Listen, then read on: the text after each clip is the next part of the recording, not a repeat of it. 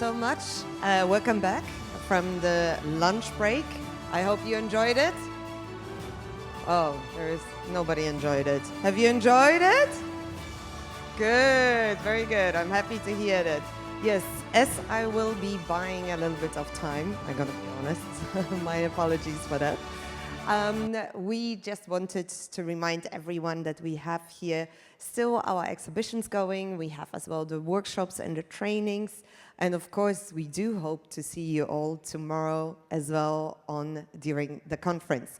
Now as well, for those who actually just joined us, and those who know me already know as well that I always ask that for some energy conservation. I would love to ask everyone to mute their phones, because this is very environmental friendly, and it will help as well the next speakers to basically not be interrupted by any beeps and rings, only the figurative ones from the exchange of the discussions and the sessions.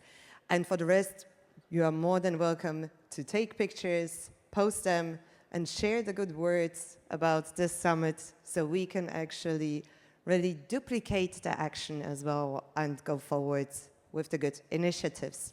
Thank you once again and welcome back, ladies and gentlemen, esteemed guests. I'm very excited to deep dive further into the innovative strategies for sustainable finance. But before we do that, I would like to invite the following distinguished guests for a group photo, as if we didn't have already enough cameras. Smile.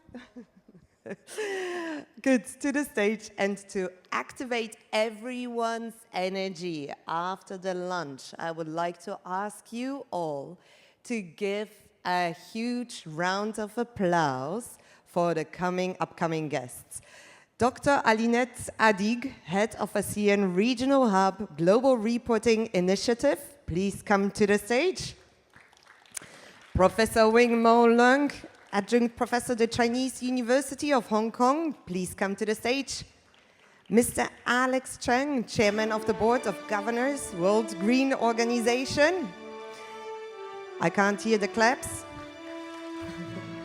Mr. Albert O, Founder and President of the World Green Organization and Co-Chairman of ASEAN Economic Club. Dr. William Yu, Founder and Chief Executive Officer, World Green Organization. Please give them a round of applause.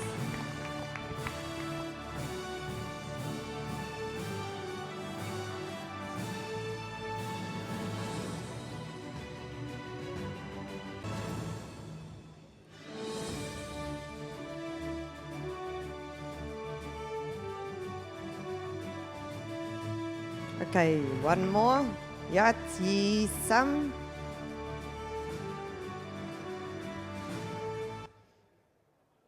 Perfect. Wonderful. Thank you so much. Thank you for the applause. Thank you. Good. I would like to ask everyone to take their seats and Dr. Alinette Adige to stay on stage for the keynotes, please. Yes, you can take here. Thank you. Thank you, Professor. Thank you. A round of applause for Dr. Alinette Adige. Thank you. Stage is yours.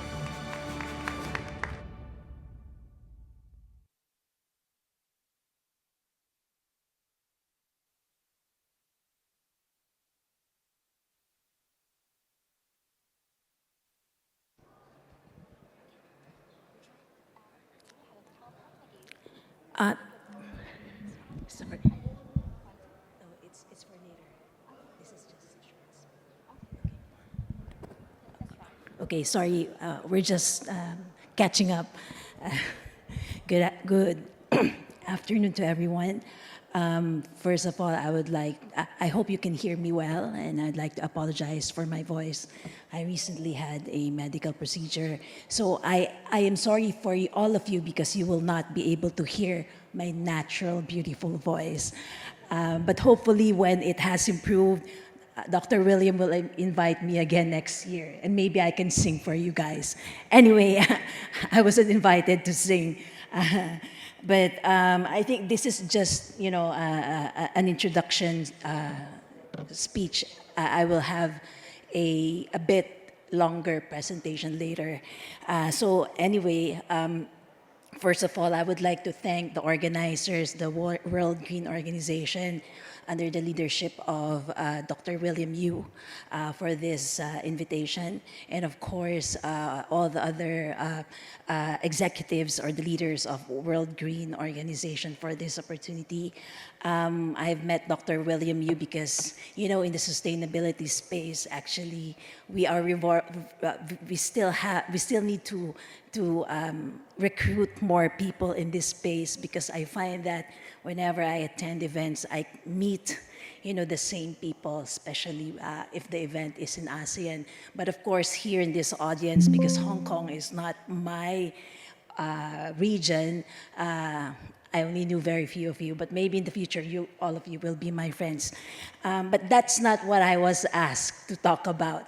I find that when this invitation was sent to me, I thought it just makes sense for GRI to be part of it, because the work of the World Green Organization very much complements what GRI is doing. I will talk about what GRI is all about later on in my presentation, but how do I say that our work overlaps and actually complements, not overlaps, but complements? Because from what I know, WGO provides a holistic approach to a fully integrated three-pronged solution that combines social, environmental, and economic dimensions for a paradigm shift towards a low carbon and climate resilient development pathways.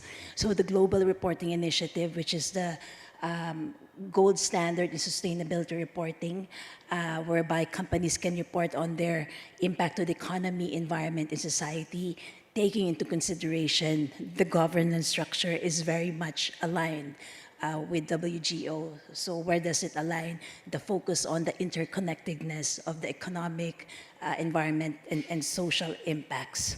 So this, for this conference, if you look at the program, the theme covers sustainable finance, carbon neutral technology, and ESG standards. So it might seem that these topics are quite diverse, but actually they are interconnected. And it's important for all these three themes to work together. But where is the nexus among these three topics? Before I make that connection, let me just establish what's happening in the planet today, especially in Asia. I mean, I think I don't have to say this, because all of us are living in the same planet, and we are already feeling the impact of climate change. But in Asia in particular, we have already are past the 8 billion population in Asia. We have 7 continents in the world, and Asia is home to the the biggest population in the planet. As I said, we have passed the 8 billion mark in the planet. In Asia alone, we are home to 52% of the world's population. And yet, we still, the agricultural production and food production, more than half of the world's food production is in Asia. And given that, it's interesting and disheartening to know that while we are the world's biggest large food producer, even ASEAN, for example, is the world's factory. Asia is still home to the world's poorest. How many is it? Around 1.7 billion people in Asia are still living under the poverty line. So when I say poverty line, these people are earning at least, at the most, $2.5 a day. So back to the nexus of SDG, the nexus of sustainable finance, carbon neutral technology, and ESG standards. Where do these three meet? According to the UN, the Sustainable Development Goals will not be achieved by 2030. And they acknowledge that for the world to achieve the world's global aspiration, which is the SDG, we need to funnel more capital to sustainable activities. And when we say sustainable activities, that would include arresting the impact of climate change. While there has been an increase in sustainable investments over the years, it's still not enough. And we can see it with the impact of climate change. And where does ESG standards come in? Of course, for us to know if companies are reporting correctly on their impact to the economy, environment, and society, there should be a report. And that is the purpose of sustainability reporting. And to help companies transition to a carbon neutral economy, of course, it does cost money. We need more financing.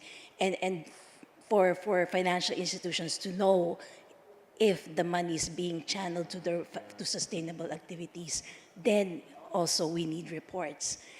So sustainability report will not change the world.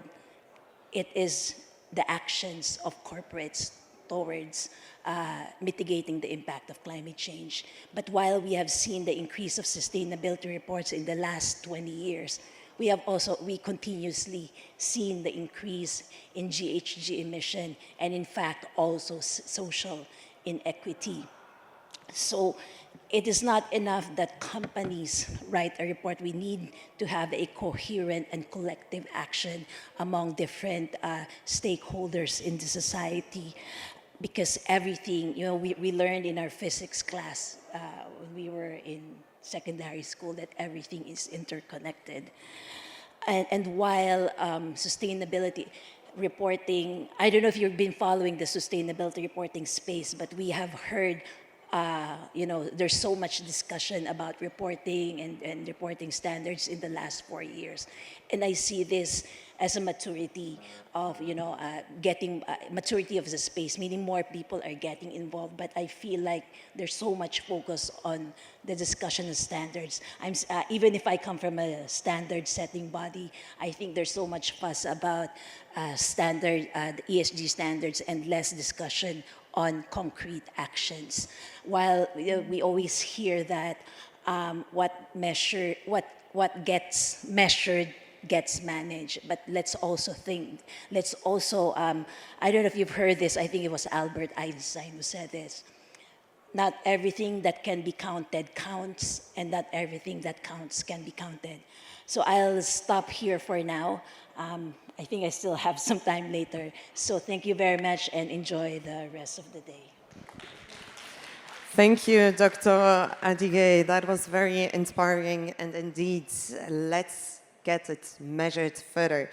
Let's dive now into our first session on the conversion of municipal solid waste to renewable energy and hydrogen. Please help me to welcome to the stage Dr. O. Guangfeng, Assistant Professor, the University of Tokyo, Deputy General Manager and Senior R&D Engineer, New Spark Corporation. Dr. Guangfeng, the stage is yours. Thank you. A round of applause, please.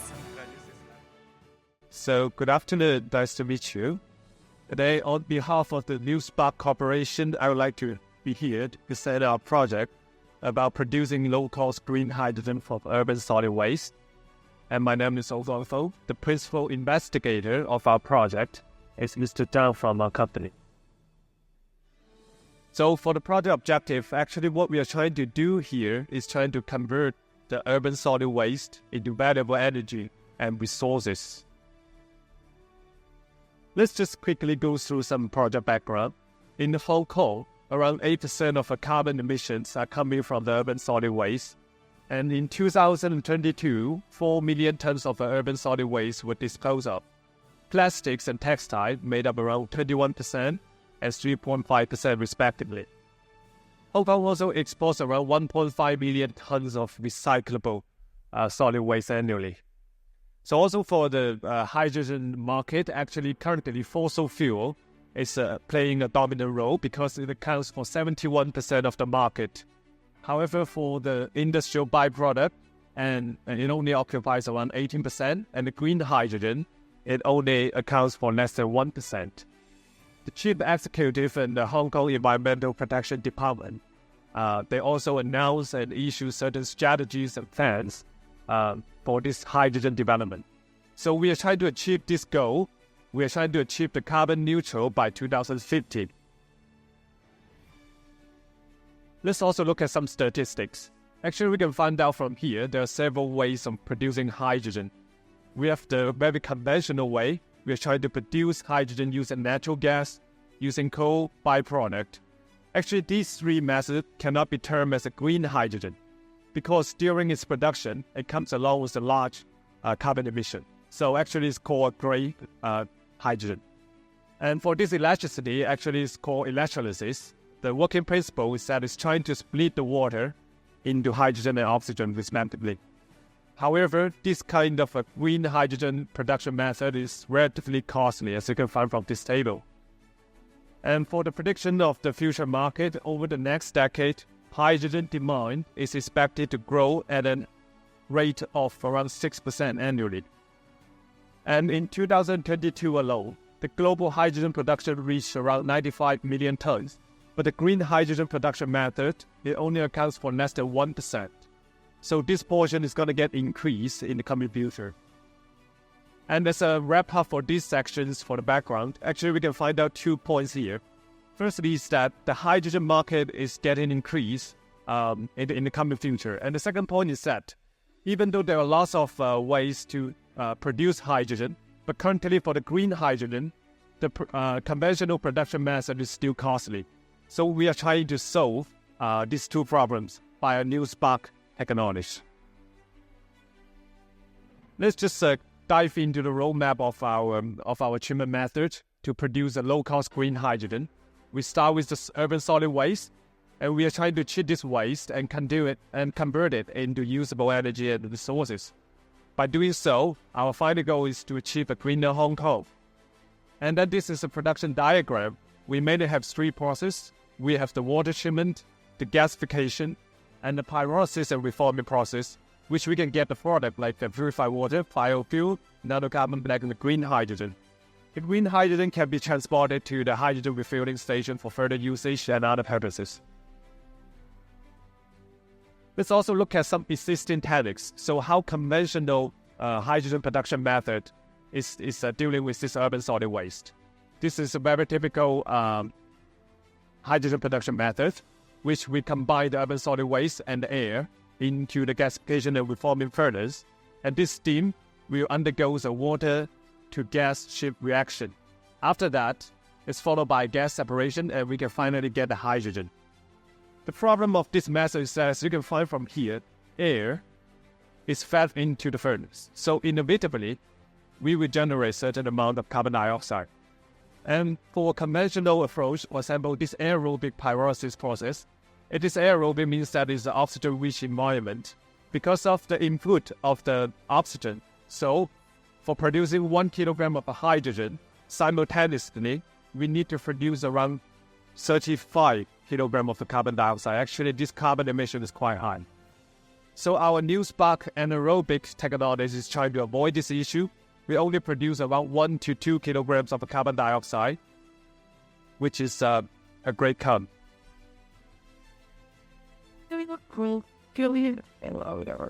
And this is the process line, and I would like to break down the whole process step by step. And I hope you can understand what we are doing here. And firstly, we start with the urban waste collection. Followed by that, we have a garbage classification process. Actually, we have several units here: the garbage treatment unit, gasification unit, wastewater treatment unit, pyrolysis and reforming unit. After the garbage classification, followed by sludge treatment, MBR, evaporation, we can finally get the purified water. And here, coming down here, by drying, crushing, and compressing, we can get this garbage into the gasification furnace, which will heat up the organic waste up to around 500 to 800 degrees Celsius. We can get the biofuel and the syngas.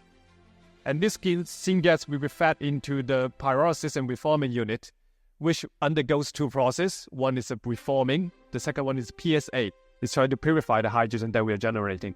So the final products we get here is biofuel, nanocarbon black, and green hydrogen. Actually, another property of our method is that we can try to adjust the proportion of different products. For example, if we want to make more biofuels, we can increase the portion of a gasification unit. And on the other hand, if we want to make a more nanocarbon black, we can just increase the portions of the pyrolysis and reforming unit. So it is in a versatile and also dynamic way based on the market's demand. The key technologies we are using here is called anaerobic pyrolysis process, which is separated into two stages. The first stage is pyrolysis gasification process, and the second stage is decomposition and reforming. And as I mentioned previously, by doing so, we can get nearly zero carbon emission by producing the hydrogen. And here are some key technologies we are utilizing in our gasification furnace.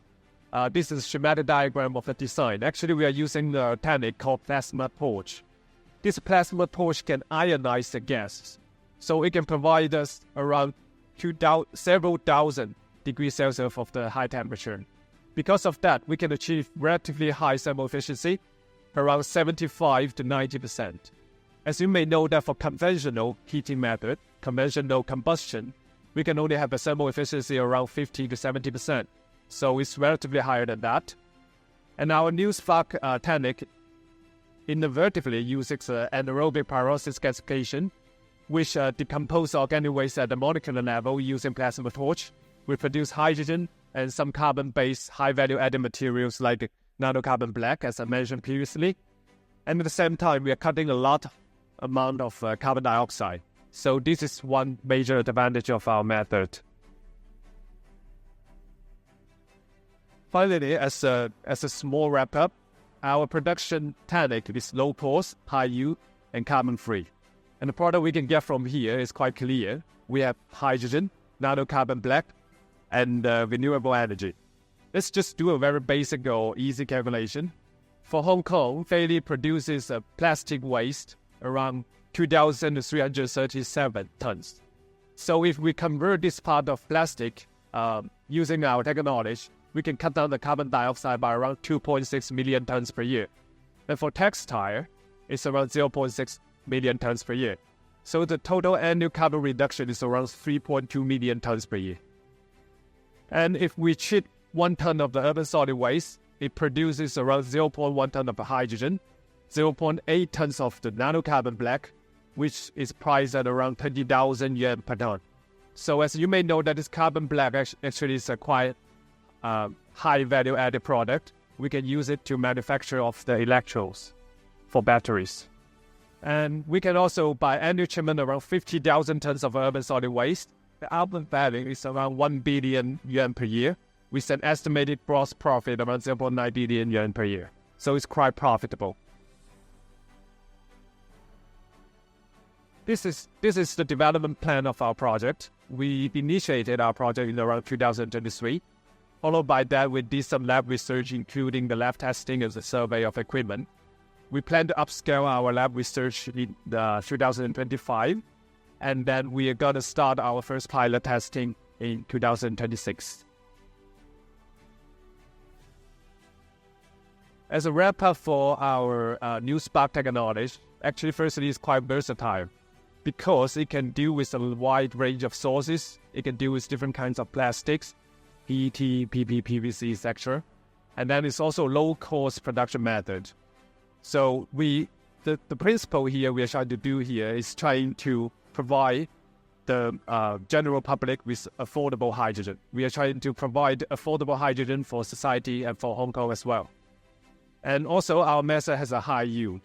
And it is a low carbon production method, as I mentioned previously. It significantly reduces the amount of carbon emission. Finally, it's highly profitable because of the high value added products. For example, the carbon-based materials, nanocarbon black, etc. So we hope that it's going to give us a great potential in the coming hydrogen market. Actually, the final page is kind of like advertisement of our some of the ongoing projects in New Spark. We are doing this ceramic waste powder as concrete mixture before.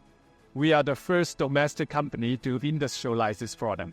And then we also have an industrialized process about how to generate hydrogen using inorganic solid waste. We're also doing some concrete materials, trying to cut down the carbon dioxide. We try to make concrete into batteries, so we have these energy storage concrete materials. and also different carbon sequestration carbon materials as well. So if you are interested, just feel free to contact us, and then we can have a further discussion and communication. And I think basically this is the end of today's talk. And this is my contact form. My email is listed here. Please feel free to contact. Thank you. Thank you. Thank you, Dr. Guangfeng. Thank you so much. Very inspiring. You can take the seat. Thank you. Done there. It's really interesting what the new solutions are. That gives me a lot of hope. Having said this, and as well with all the upcoming changes in the ESG standard reporting space, it is my honor to welcome back Dr.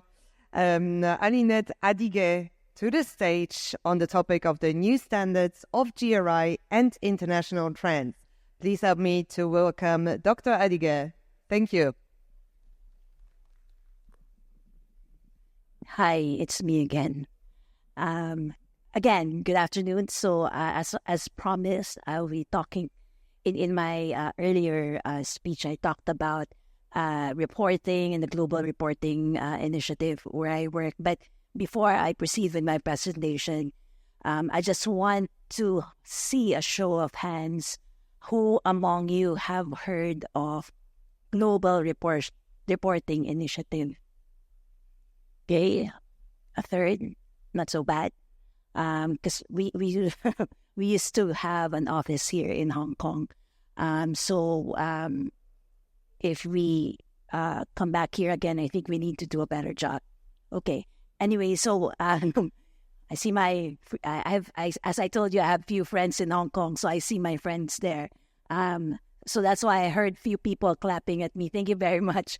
And then, so who among you come from companies that already have sustainability reports? Okay, very few. So I suppose not a lot of you come from listed companies, right? That's why you're not yet reporting. But anyway, let me proceed with my presentation. So as I said earlier, there's so much discussion on sustainability reporting. So I'll just unpack that a bit. So just as a brief background, the Global Reporting Initiative has been around since 1997. And at the time, companies are only required to submit financial report. But our creators, we were created out of the US. We were created by UNEP, UN Environment Program, and CERES, which is a think tank based in the US. And they're still around.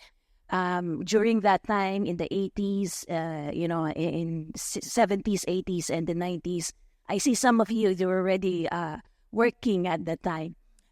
So for sure, you know that you're aware that at the time, there were so many corporate scandals, corporate misbehavior from the environmental and social front.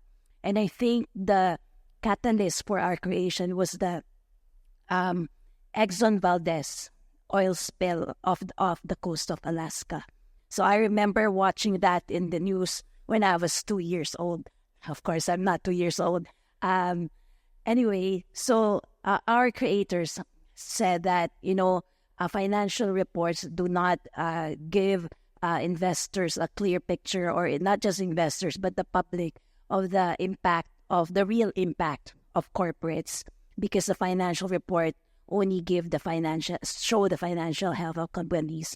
But there's been cases where companies show good numbers, but they're very bad in terms of impact to the economy and society and even the environment.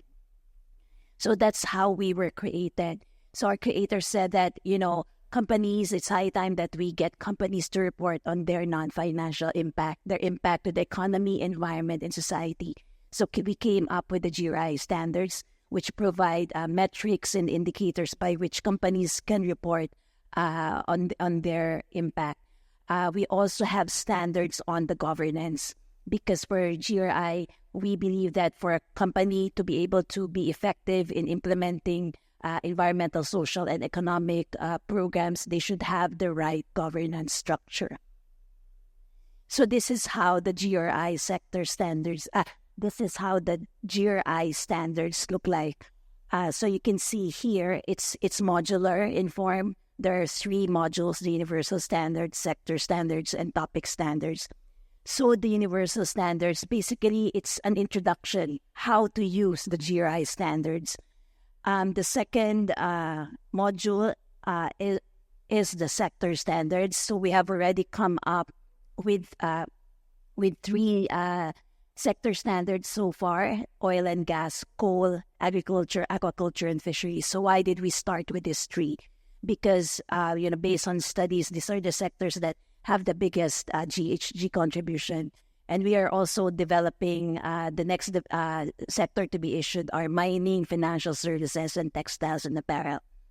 Now, the last module is the topic standards. So this is where you will find the specific topics concerning the economy, the environment, and social topics, which include human labor topics.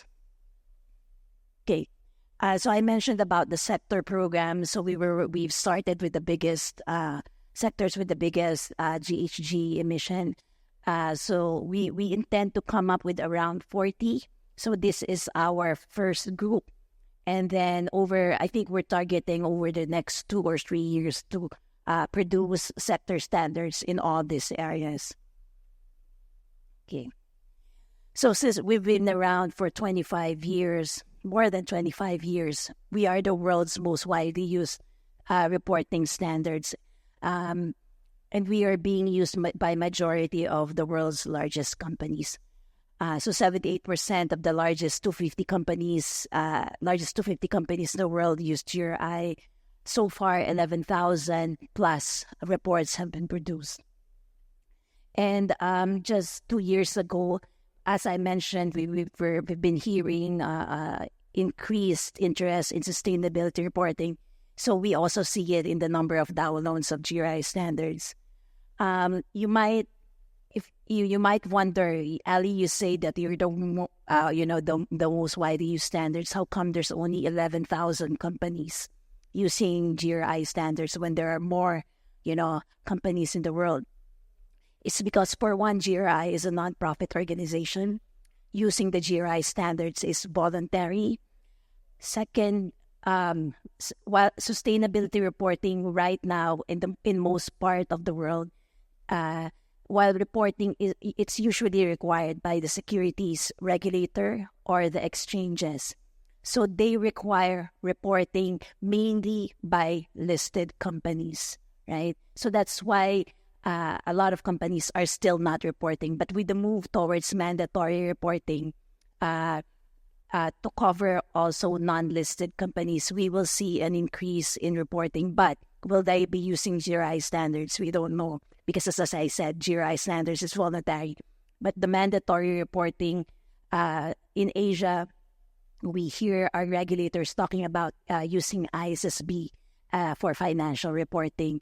In the European Union, I suppose, a lot of companies here also work with the EU, so you will be impacted by ESRS. And then in the US, we know the Americans like to doing things on their own, so they just issued Scope 1 and Scope 2 reporting. A friend of mine sent me the Scope 1 and Scope 2 regulation of the US SEC. I haven't finished reading it. It's 800 pages. So let's see if your American companies will be able to comply with that. Anyway, so having said that, I just wanted to show you the extent of GRI adoption globally and in the region. So where we are right now, we're in Asia Pacific, around 68%. These are the countries that use GRI, top countries reporting using GRI, and ASEAN, which is the region I am supervising or overseeing. Majority, this is the national rates of reporting. Meaning it's quite high because, as I said, the regulator and the exchanges require it. And in terms of usage of GRI, it's quite high as well. In Singapore, it's 98%. But actually, in another report we saw, it's 99.6%. So it depends which report you're reading. We call it 100%. I'm still trying to find out which companies that's not reporting with GRI. So usage of GRI basically is quite high, not just in ASEAN, but all over the world. So I keep talking about sustainability standards, sustainability reporting. At this point, I just wanted to show you the ESG landscape. As I mentioned in my opening speech, there's so much discussion on sustainability reporting standards, but what we need more of right now is concrete actions to mitigate the impact of climate change. And these are the main actors in the ESG landscape. So when we talk about reporting standards, there's GRI, which is a voluntary standards, and we're looking at inwards to outwards, meaning impact reporting. Companies are asked to report on their impact to the economy, environment, and society. ISSB, on the other hand, is all about financial materiality, which is the other way around, meaning being cognizant of your sustainability risks and impacts. How do these impacts and risks affect your financial bottom line? So if you put them together, that's double materiality. And that is a more holistic perspective of assessing your sustainability performance. Now, we talk about, there's another one, which is FRAG, which created which issued the CSRD, which is the Corporate Sustainability Reporting Directive in the European Union. And the specific standard is the ESRS, the European Sustainability Reporting Standards. So ESRS is a combination of impact reporting and financial materiality. So when they were drafting the ESRS, GRI was a co-constructor of the impact reporting part. And then they also issue standards on financial materiality. So you may ask, how come they did not use ISSB, right? That is a political issue that deserves another session in itself. So I will not get into that. And then, of course, as I mentioned, the U.S. has their own Scope 1 and Scope 2 reporting. But even this is, not free from controversy because I think there's also some cases ongoing regarding Scope 1, regarding this regulation.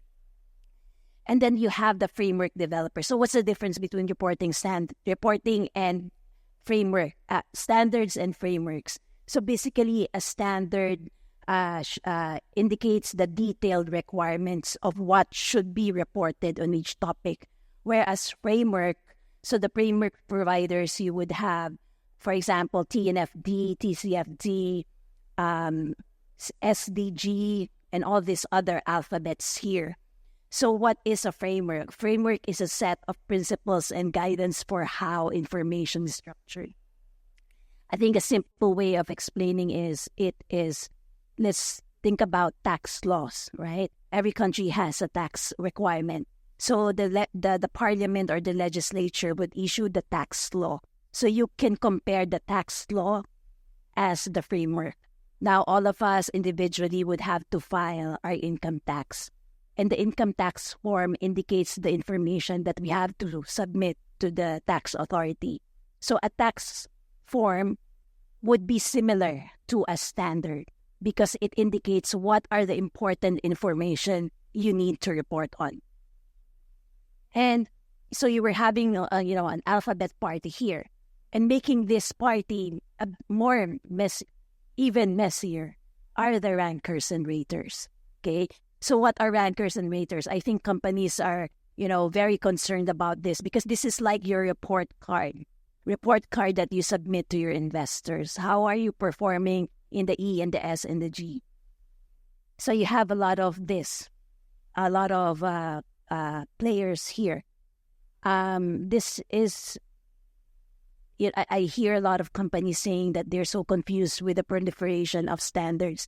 That is actually a misconception. There is no confusion in the standards because there's only a few. And depending on where you are, you just report on that. The confusion is here. Are there any rankers and raters here? I see one the name there, but I don't think she's around. Anyway,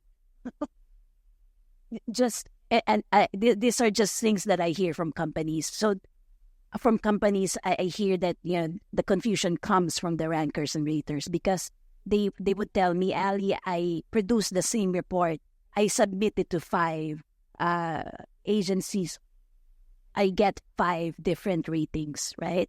So that the confusion is there. Why is there a confusion? Because each of these agency have their own methodology of assessing ESG performance.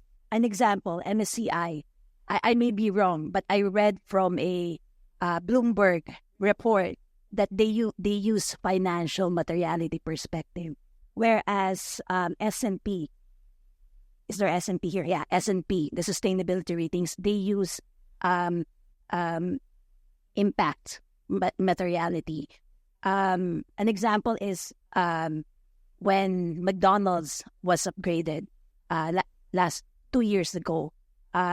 McDonald's, and you can read this. This is publicly available information. I'm afraid to get sued, but this is public information. So in that article by Bloomberg, they dissected the reason why McDonald's was upgraded, even when the global emission of McDonald's is more than Spain and Portugal combined. So according to MSCI, their GHG emission has no financial impact on the company, which is true. You just emit it in space, and people who inhale the carbon dioxide, if they get respiratory disease, that's their problem. It's not the problem of McDonald's. And they said, even if your GHG emission is high, McDonald's, you're doing so well in your recycling. So they said, it can be offset and we give you an upgrade. So that is an example of financial materiality perspective.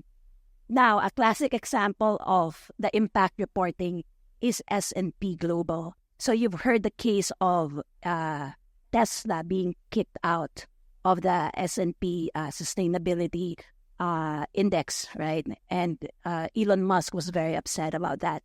So why was he kicked out? Because Tesla, the business model in itself, is environmentally friendly because it's, electric cars. But why did they kick him out? Because in terms of the G and S, he wasn't doing so well.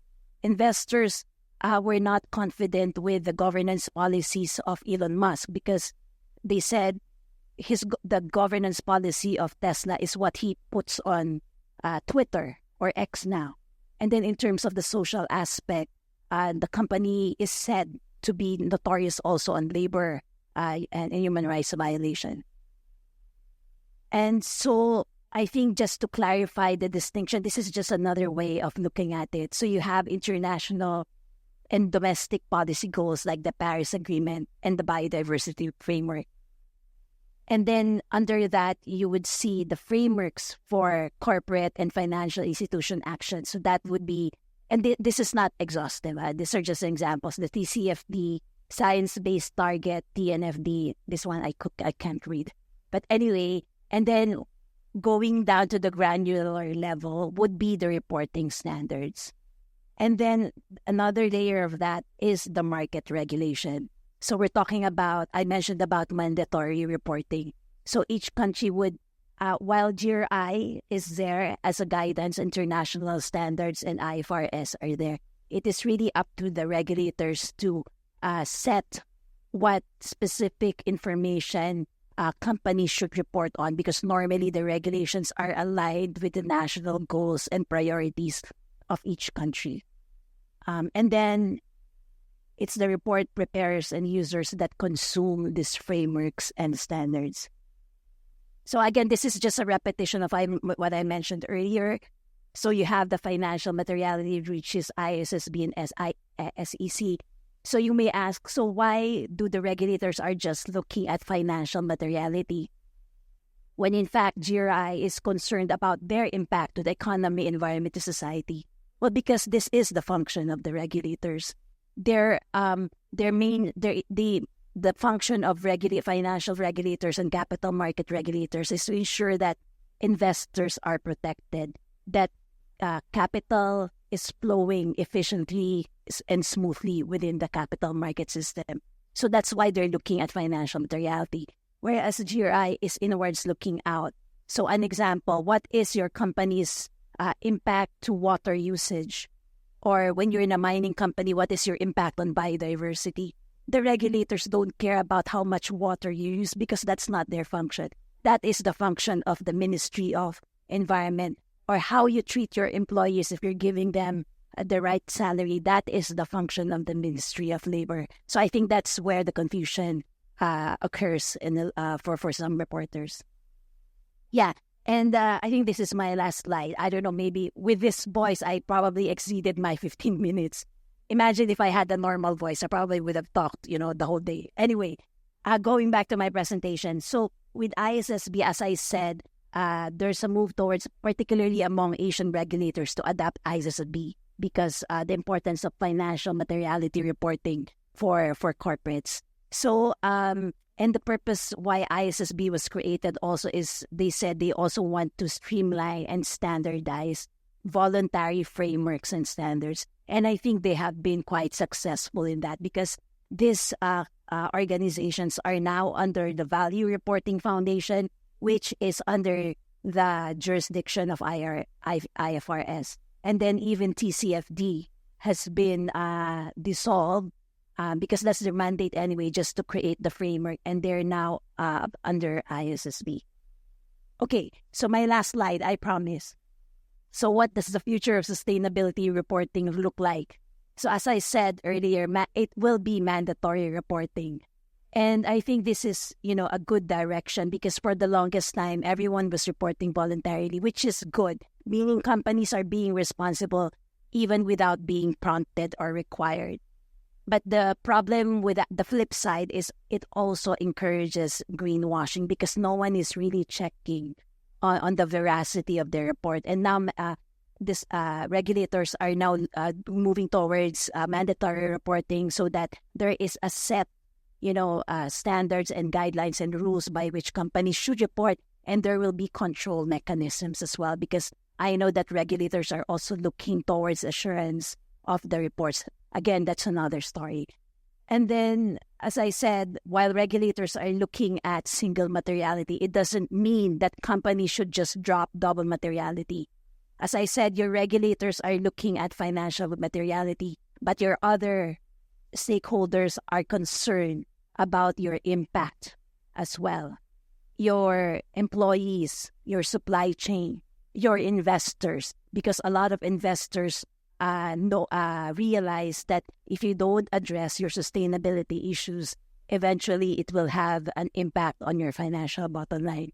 So that's the other feature of sustainability reporting. And the last one, for this standardization to be effective, it should contribute to achieving the SDGs. Because what I laid down when I laid down the landscape earlier, while there's a lot of company reporting, while GDPs of countries are rising, we still see extreme poverty.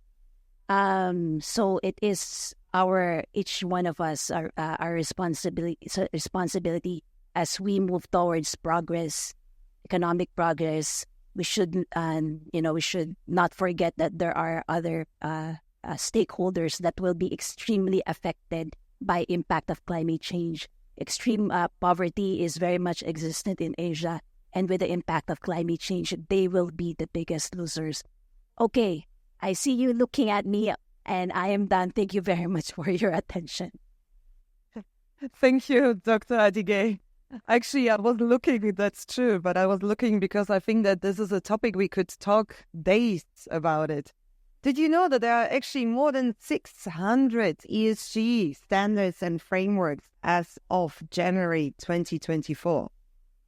More than 600. So that means that I think that not only one day we could spend on it, but at least 600 days. So go figure. Anyways, thank you once again, Dr. Adige. That was very insightful. Please do let us know when you open an office in Hong Kong. I'm sure that everyone would love to participate and hear actually more and attend as all the trainings. Thank you. So, As we are moving forward, let's deep dive into our next panel discussion on the standards and future prospects of carbon trading. This session will be moderated by Mr. Anson Locke, Senior Business Manager, Climate Bridge Shanghai Limited, and joined by the esteemed panelists, Mr. Dennis Young, Assistant to Chairman, Shenzhen Xihu Corporation, Mrs. Rowena Wong, co-founder and head of sales and marketing, InnoBlock Technology, and Mr. Drago Zhou, co-founder, Carbon Paths Group Limited. Please help me welcome our panelists and moderator. Thank you. Okay.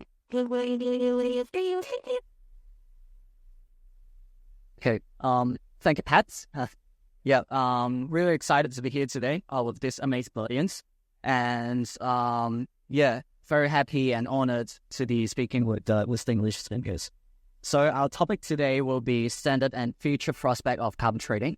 So hopefully, what we'll be able to achieve here is to explore some key trends and changes of the current carbon market, and also to investigate how these changes will affect the future prospect of carbon trading. And lastly, perhaps delve into what are the potential implications of these changes in that will affect businesses and individuals that would like to participate in the carbon market. So my name is Anson. I'm the Senior Business Manager at Climate Bridge, which is the leading carbon credit developer in China. On my left-hand side is Dennis. Dennis is the Assistant to Chairman in Shenzhen Xihu Corporation. He is also Yosana Investments founder and CEO. Next is Rowena. Rowena is the co-founder and head of sales and marketing of InnoBlock, which is a one-stop ESG data platform helping companies to achieve their net zero target. She's also a member of VERA, the GRI, so the Global Reporting Initiative, and also the International Carbon Exchange Traders. And we have Draco. Draco is the co-founder of Carbon Paths, the member of the Imperial Talent Pool, and head of the Sustainable Supply Chain Research Group at the Master of Environmental Management program in the National University of Singapore. Okay, so perhaps I'll start with Dennis. Okay, Dennis, can you please share your company's current work on carbon methodologies in Shenzhen? And also, what changes do you anticipate new types of projects or methodologies will bring to the carbon market in the future? Okay, thank you, Anson. Before I get into your questions, actually in representing Xihu Corporation, Shenzhen Xihu Corporation, we would like to thank Dr. William Yu and WGO team because recalling all our sleepless nights of Zoom meetings during the COVID lockup days in China, it's really painful. Why? Because Shenzhen Xihu is actually incorporated in 1979 in Shenzhen. We are also the first taxi company in China. We self-owned 5,000 pure electric vehicle taxis in the city, and we have also a subsidiary company with Singapore Temasek Holding, owning 6,000 buses, pure electric vehicle, to service Fortune 500 IT companies as shuttle services. To be simple, why are we in ESG is because of the WGO team. They created a very good communication platform for us, not only for understanding ESG, sustainability, environment, carbon credits. The terms in Chinese and English is painful. And also the terms and policies between jurisdictions is so different. So we learned along the way. So since 2017, we have converted all our taxis into pure electric vehicles. So I received my first project on carbon offset. We have built a platform having all the data for all the drivers and passengers choosing the green way to move around in the city. Currently, our platform has collected a lot of data, and with this data, we have been working with the China Carbon Emission Exchange in Shenzhen to develop the first electrical vehicle operating related methodology, and is also approved by the Shenzhen Environment Department. So with working with all the government authorities, we actually have also developed a well operation and electrical charging station operation throughout the whole city. So we have we have learned along the way, and the methodology actually has a big concept where it doesn't only benefit Sihu company itself. We actually built a data platform to benefit the drivers who choose to drive new electrical vehicles. It also benefits the passengers that choose a greener way to move around. So I believe in the future, near future, with WGO, with good standards, global reporting standards, we would wish that the methodologies that we built not only create trading incomes or profits, it should also benefit to the consumers. It should be something that it can bring to more people around. Yes. Thank you. Yeah. Thank you, Dennis. So from what I'm hearing, the current carbon projects that you're working on, firstly, you have helped develop the methodologies for that particular project. So basically enhancing or growing the amount of carbon projects in the market. And secondly, since those projects, as you have said, would benefit not only the company, but also the drivers and the passengers. So it's basically a project that sort of decentralizes the benefits, or having what we call the co-benefits of everyone or all stakeholders within that particular project. Exactly. Yeah. Great. Very nice. Okay. So Rowena, how does your company help enterprises in achieving carbon neutral? And how do you see the carbon market now and perhaps in the future? Hello everyone, I'm Rowena. And so by way of introduction, we are a digital platform to help corporates manage their ESG data and also do carbon credit trade.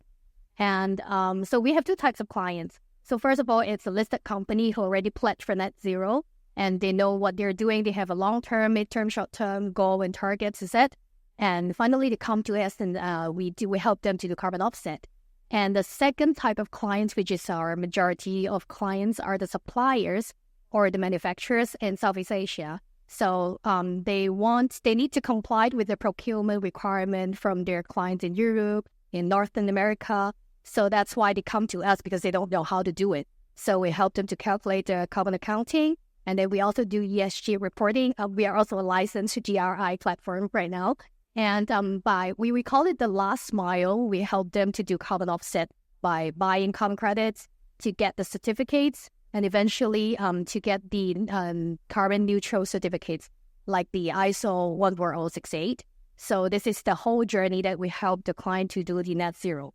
So in the part of the carbon credits trading, so we are actually official traders in multiple international carbon exchange, like Hong Kong's Core Climate, Singapore CIX, and CDX in Europe.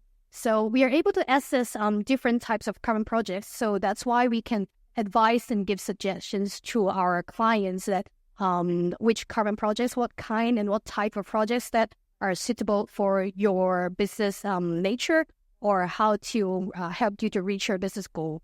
So for example, we have some printing house. So we help them to select different types of afforestation projects. And the other example is we also have manufacturer clients doing the glass of the eyewear.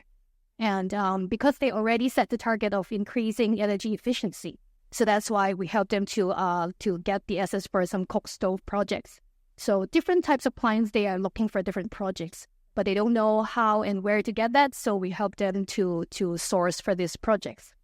So, but in the view of the carbon market right now, I think because we are more focused on the voluntary carbon market, so we do see the growing demand because the estimate market size of the voluntary market is about between 10 to 20 billion by 2030. So we do see that we do feel it because back in 1 or 2 years ago, we're still educating the clients what carbon credits are and why do you need to do this and how it could help your business. But right now, especially for the reason the within this half or to 1 year, it's actually the client coming to us and say, hey, Rowena, I want exactly this project.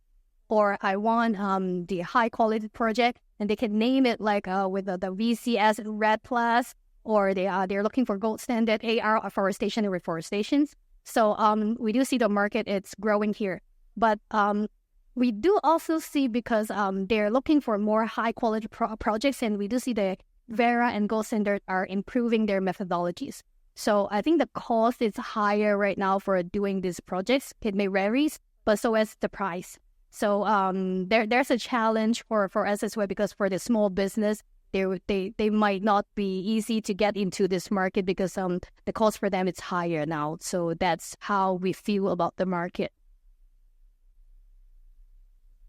Thank you, Rowena. So I'm hearing a couple of interesting points. So first being international standards. So you have mentioned ISO 14068, which is actually a carbon neutral standard used internationally.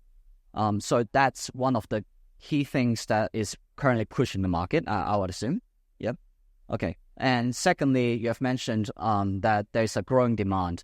So I think it's quite interesting because Dennis was talking about the methodologies. So new methodologies will bring new supply, but at the same time, currently we are seeing new demand and, a growing market. So that will mean the whole carbon market is actually still in an expansion mode. Yep.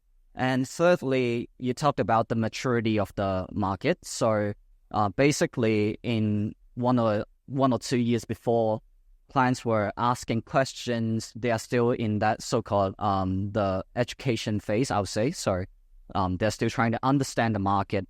But right now, client is actually approaching you to ask about, different types of projects, the quality of projects. So it's a huge step up. But from your opinion, there's still challenges for SMEs, so small to medium enterprises. And perhaps that's the part where the future market will still need to be grown. Okay, thank you. And lastly, Draco, so my question will be, how do sustainable supply chains integrate with carbon trading systems?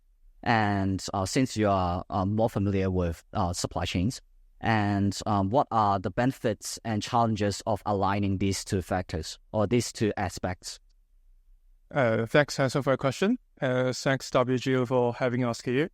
So I'm going to talk about this question from Carbon Pass experience through last 2 years. And I will do a short introduction about Carbon Pass. So we're basically doing similar things as Rowena is doing.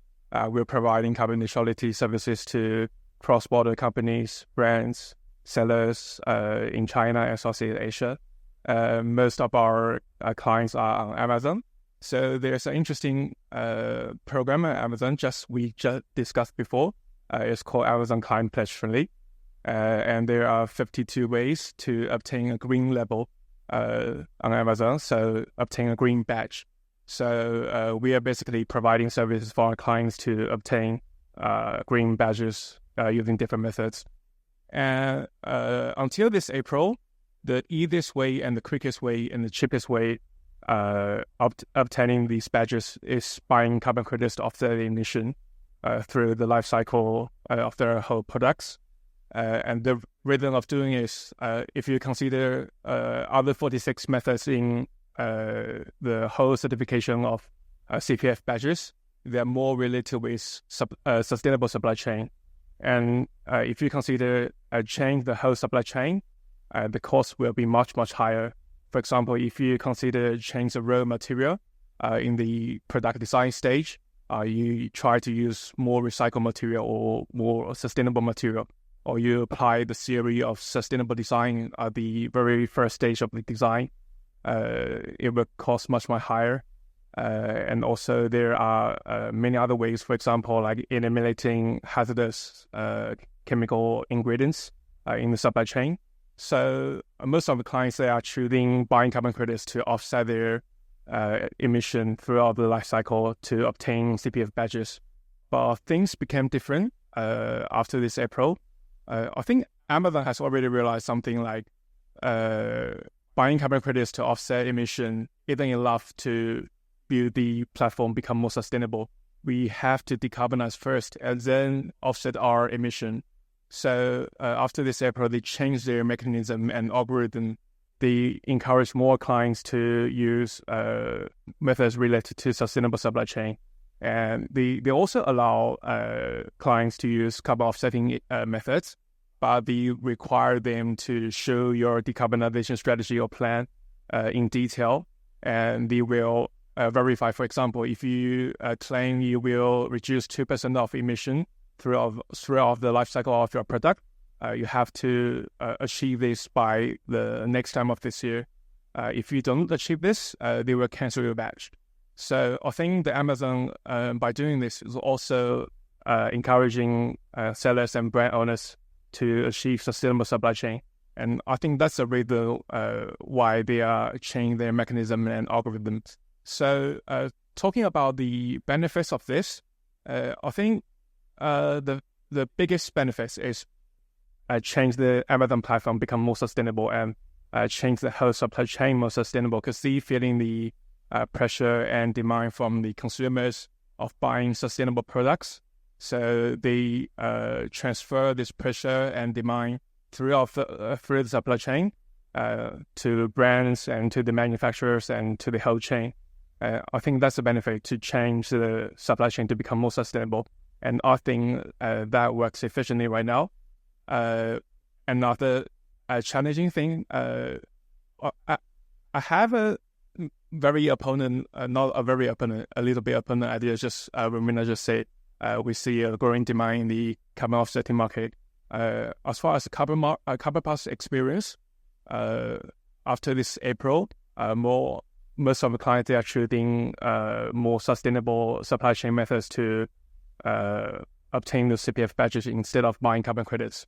So we are a little bit concerning about, especially for this Chinese cross-border e-commerce brand owners and sellers, because they are more concerning about the ROI and cost effectiveness. So they might choose more sustainable way, not sustainable, more sustainable, but they are not willing to buy carbon credits right now. So I think that's a little bit different from what Rowena just said. Yeah, and that's my share, and I'm happy to discuss with you guys later. Thank you.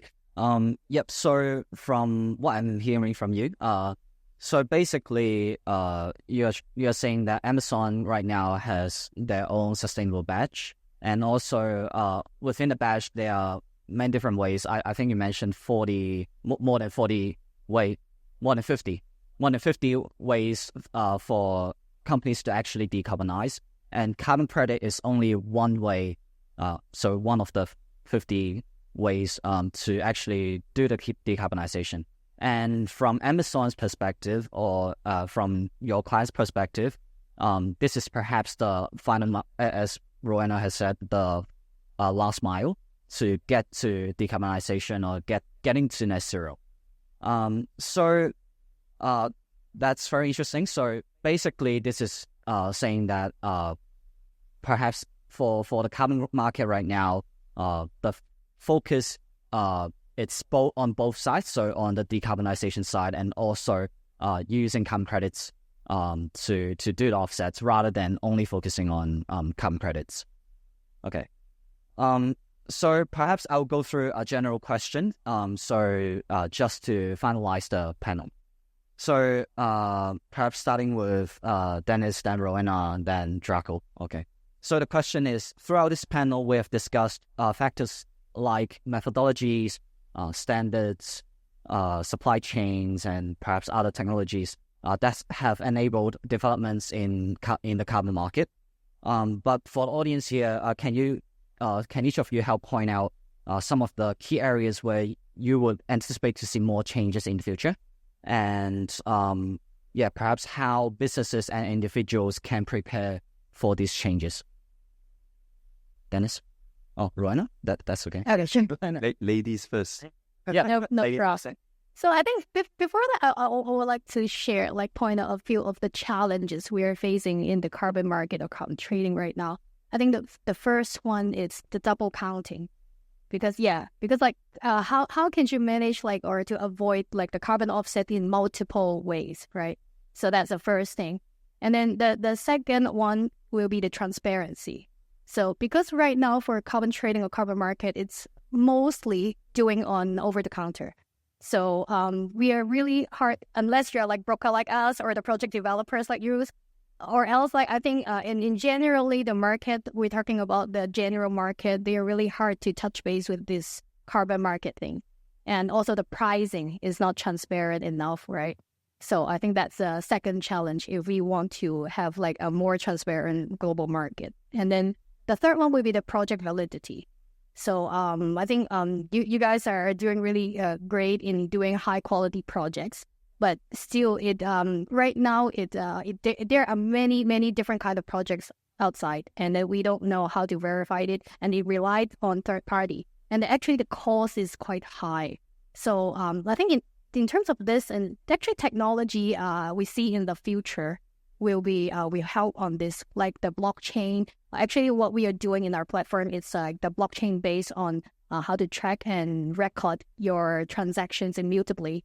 But we foresee in the future, this one we can tackle by tokenizing and then to track everything on the carbon projects. And then the second, it's we call it the digitalized MRV. It's monitoring, reporting, and verification. So I think this by this for example using the satellite camera and monitoring the whole project, or using the IoT sensors in monitoring, and also the AI reporting. So I think all these technologies will help in and foresee having maintain the certain quality of the carbon projects. And for replying to your questions about the how do we see at an enterprise level or in individual level, I think enterprise level. I agree with what Draco said. It's instead of just buying carbon credit to offset, I think they have the ability to support more carbon projects to reduce the carbon emission before you buy carbon credits. I think that's what big corporates could support in the future market, because we are towards the same goal as net zero by 2050, right? And in terms of individuals, I know it's really hard, because we talk to the friends who are not in this industry right now. They still don't know what's going on, what happened, but they are hearing some kind of the ESG thing and carbon credit thing. I think they could increase their awareness, and I think eventually, hopefully, the carbon market could open to individuals, and they could take part and try to reduce carbon emission by the usual the lifestyles, and then that to achieve the same goal as a whole. Yeah, that's my point of view. Yeah.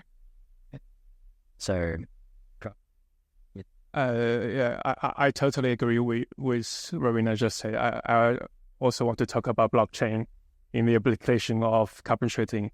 Yeah, so that's true. The first point of blockchain is the nature of its transparency and traceability.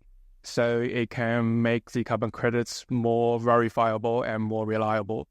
And the second thing is it can also improve the efficiency of the transaction.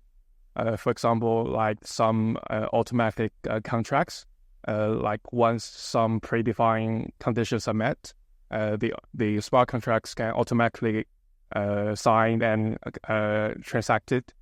That's one point. And also, I think there's another challenge is the fragmentation of global carbon markets. I think that's what blockchain technology can also bring some help to this.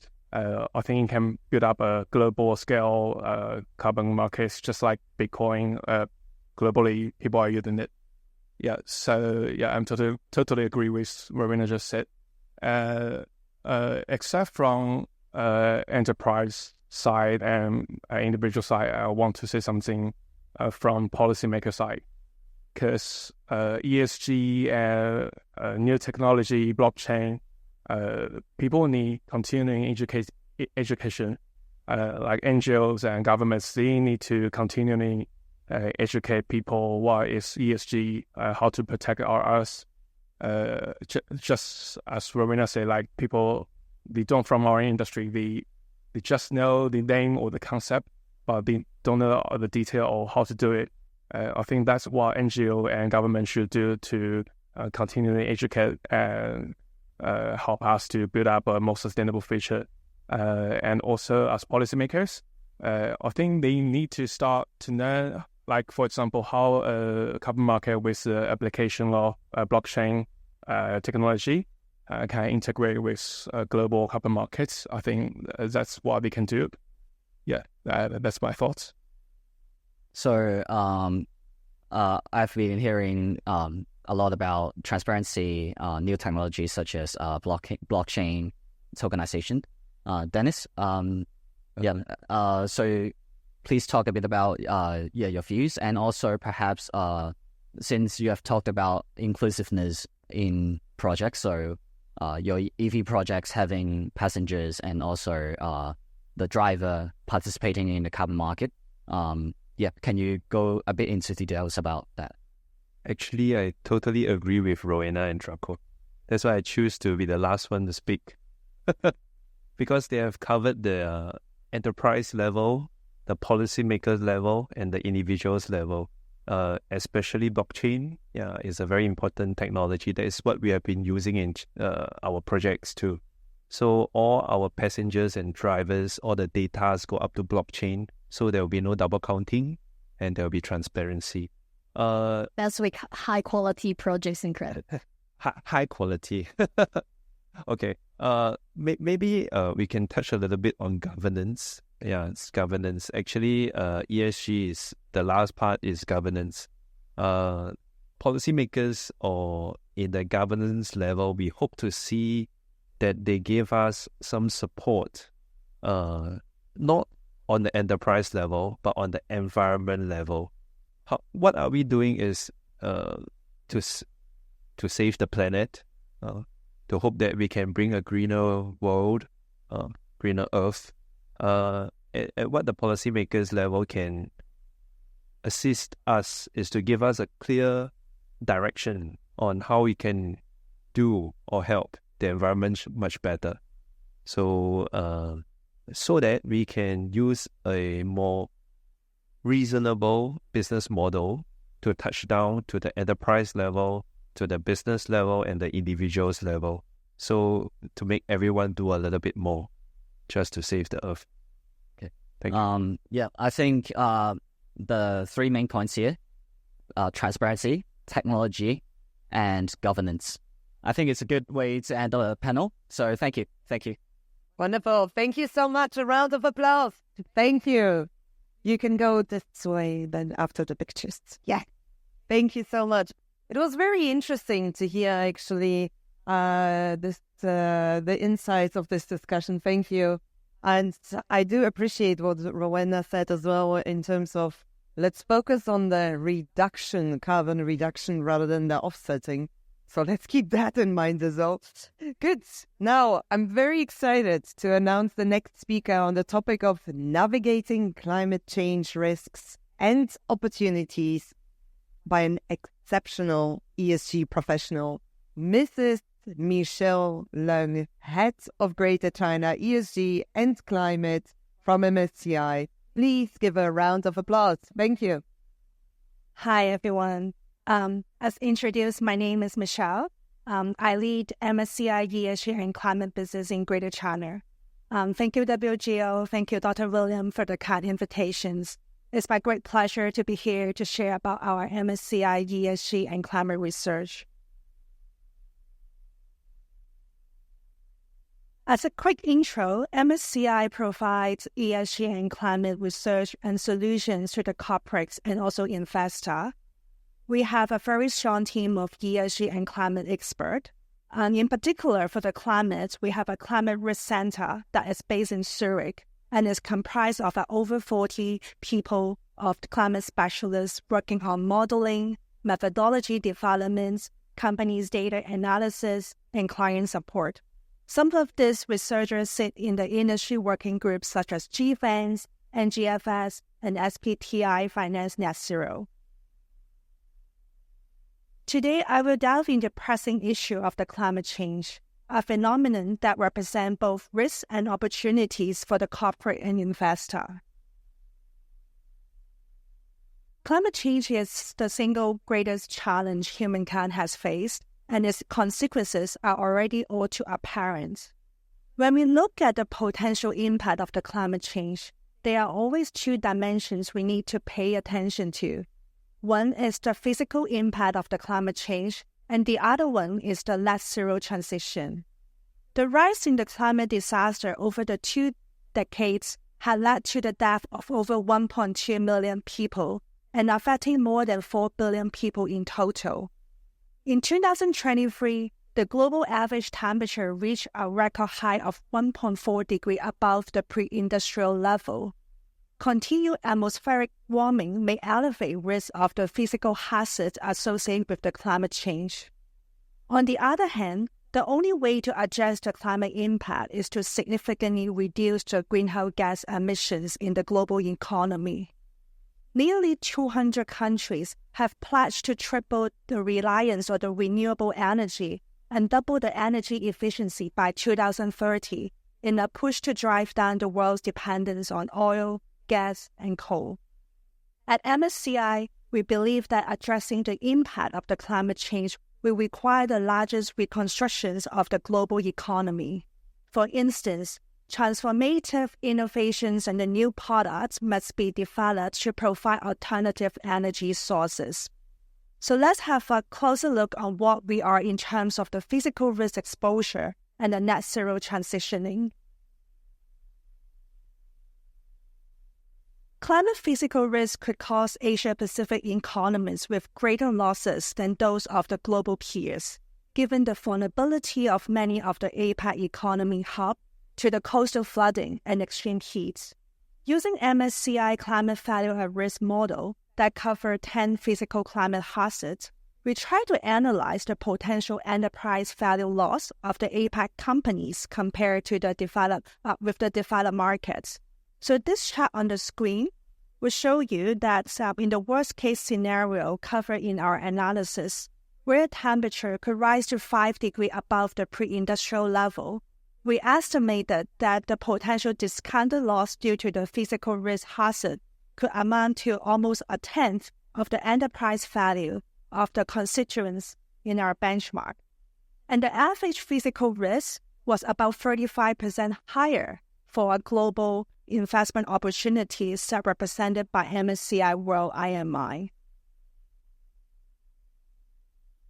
The insurance industry, with its unique positions at the intersection of the risk management and financial stewardship, is in the front line to face the climate physical risk.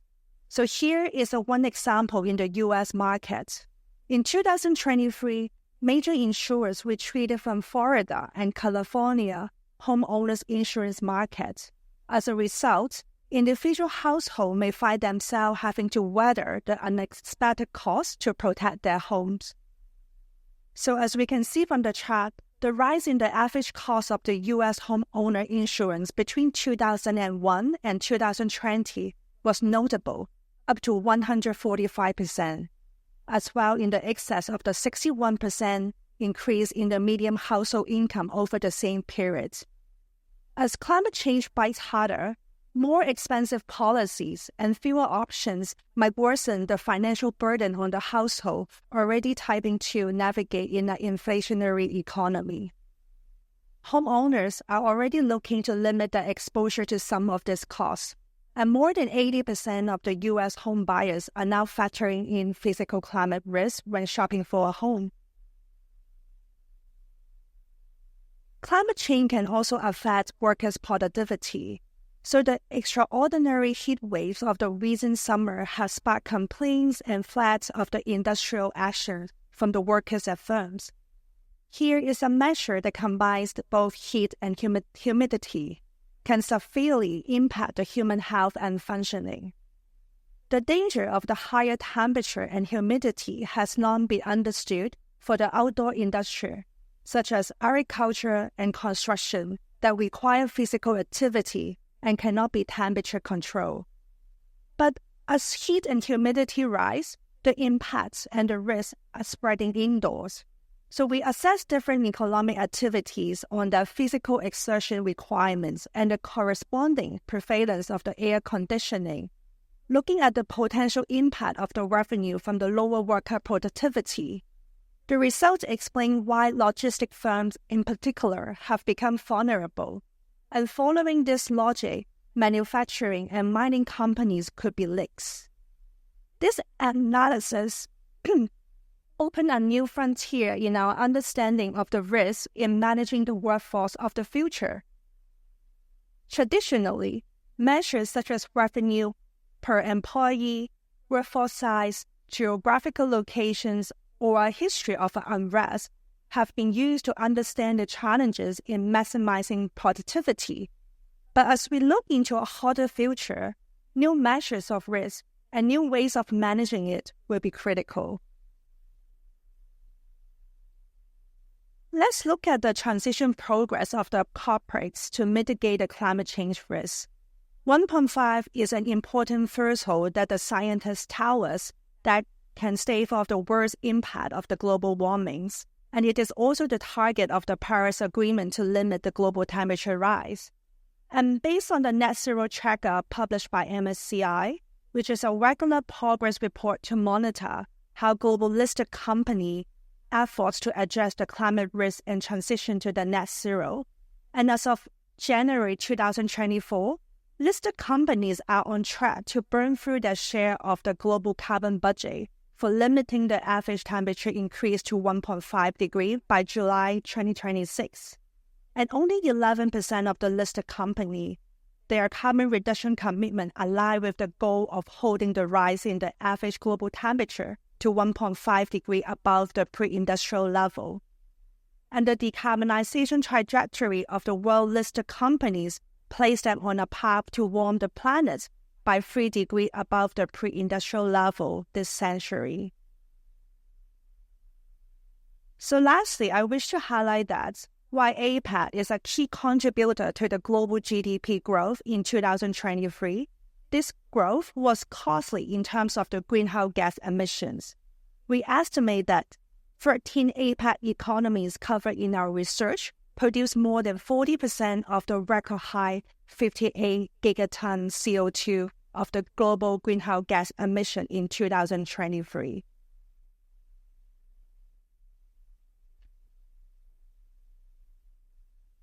So now, let's shift the gear a little bit and take a look at the regulatory landscape and the corporate practices on the climate change in APAC.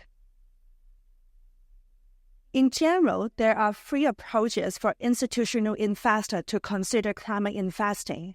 First is to meet the compliance requirement from the regulators on the climate risk reporting and disclosure. Investors need to confidently transfer the complex regulatory requirements and also adapt the investment strategy and ensure the data accuracy and streamlining the reporting process. And the second approach is to integrate the climate change into the portfolio risk and also opportunity assessment. And the last is for the investor that have made the net zero commitment, and they will be interested to ensure that the portfolio is aligned with the net zero targets. So defining your targets and making climate part of the portfolio constructions and engaging with the external stakeholder or reporting on the progress, and also back up the climate commitments with the actions. So this slide presents the regulatory landscape we are seeing in APAC. So following the launch of the ISSB disclosure standard in the mid-2023, and TCFD combined it into the ISSB, a number of the jurisdictions have announced plans to implement the ISSB-aligned reporting rules within their local regulatory framework over the coming year or so. Hong Kong was one of the first movers. Hong Kong Exchange proposed to mandate all listed issuers to start providing the climate-related disclosure aligned with the ISSB Climate Disclosure Standard from January 1st, 2025. And as ISSB standards are gradually rolled out, investors will watch two things closely. First, the speed at which they will be able to access the new disclosure and any fresh insights into the performance of the investee companies on the climate. And second, is the consistency of the disclosure across different regions. Without a harmonized approach, it would be much harder to draw meaningful conclusions when comparing performance globally.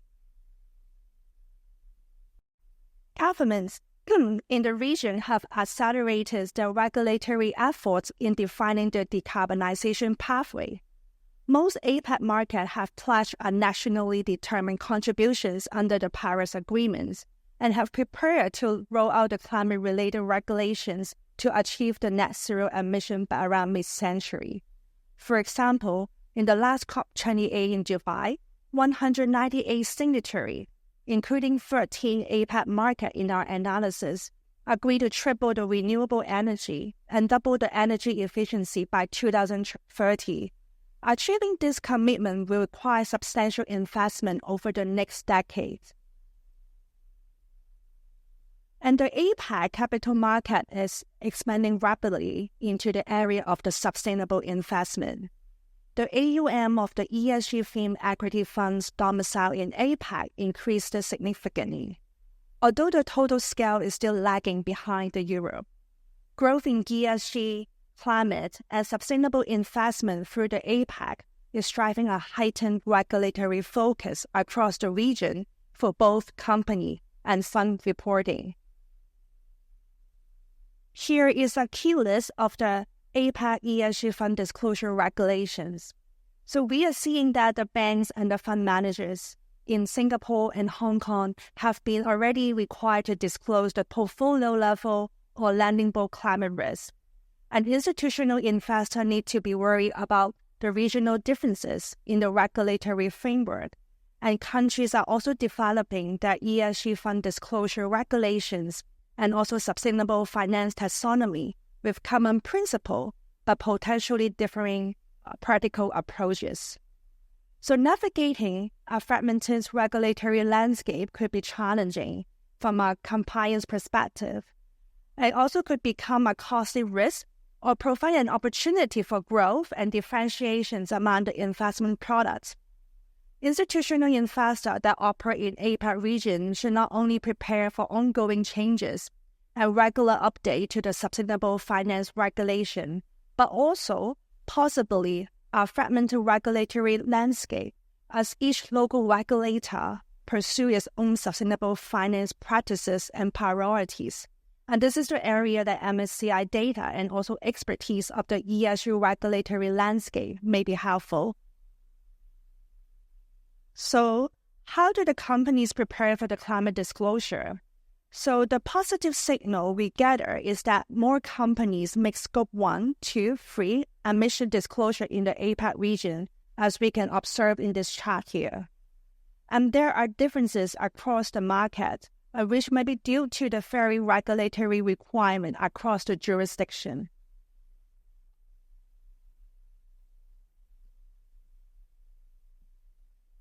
However, the devil is always in the details. So we have seen companies employ several methods to reduce their reported emissions.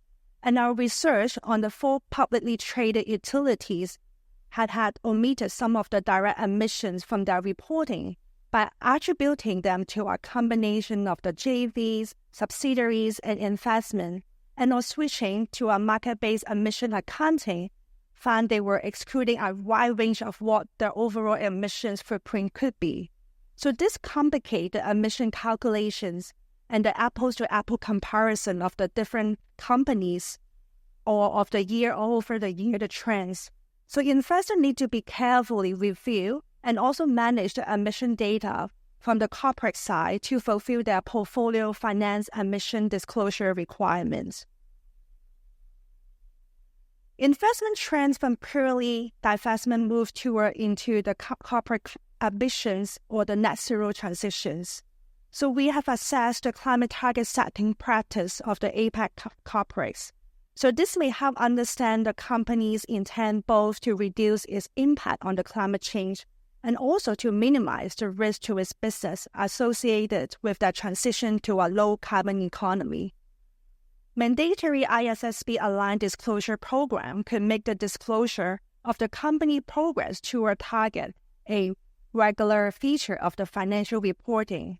And we also find there's an increasing number of the companies setting the climate targets, but the pace of the adoption varies by the markets. Although more and more companies are setting the climate targets, the likelihood of this target being met will vary. And also using several key indicators recommended by GFANS, we have built up our own target credibility rating system to help investors to assess whether companies have taken necessary steps to achieve their targets.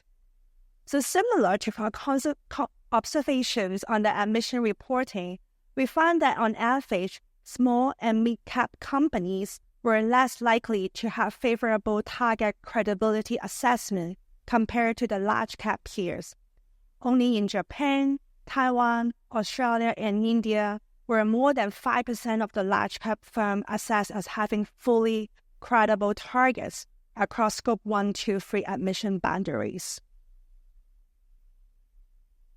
And to be aligned with the net zero emission by 2050 scenario, the IEA estimated that close to 9,000 gigawatts of the clean and renewable energy will be needed to be added to the globally between 2022 and 2030. So we estimate that close to 5,000 gigawatts or 60% of the global capacity additions across solar, wind, nuclear, battery storage, and other renewable will need to be deployed in the APAC region between 2022 and also 2030. China and India estimate to be collectively account for close to two-thirds of the APAC's required additional capacity over this period.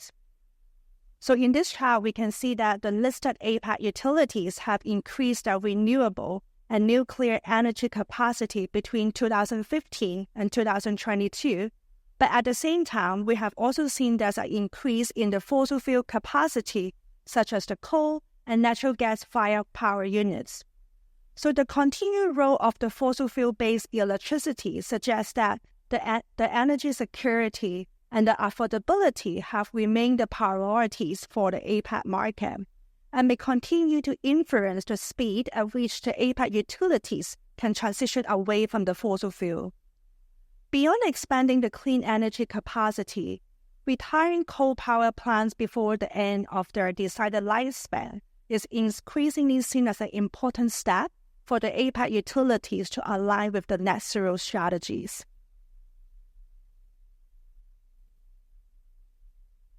So this slide highlights the APAC involvement in the clean tech innovations. Scaling up the renewable energy and energy efficiency solutions will be central to a transition away from the fossil fuel. Using MSCI Low Carbon Patent Score, companies in our MSCI AC Asia Pacific IMI benchmark had higher average exposure to the advanced battery storage, solar, and hydrogen fuel than their global peers in the MSCI World IMI.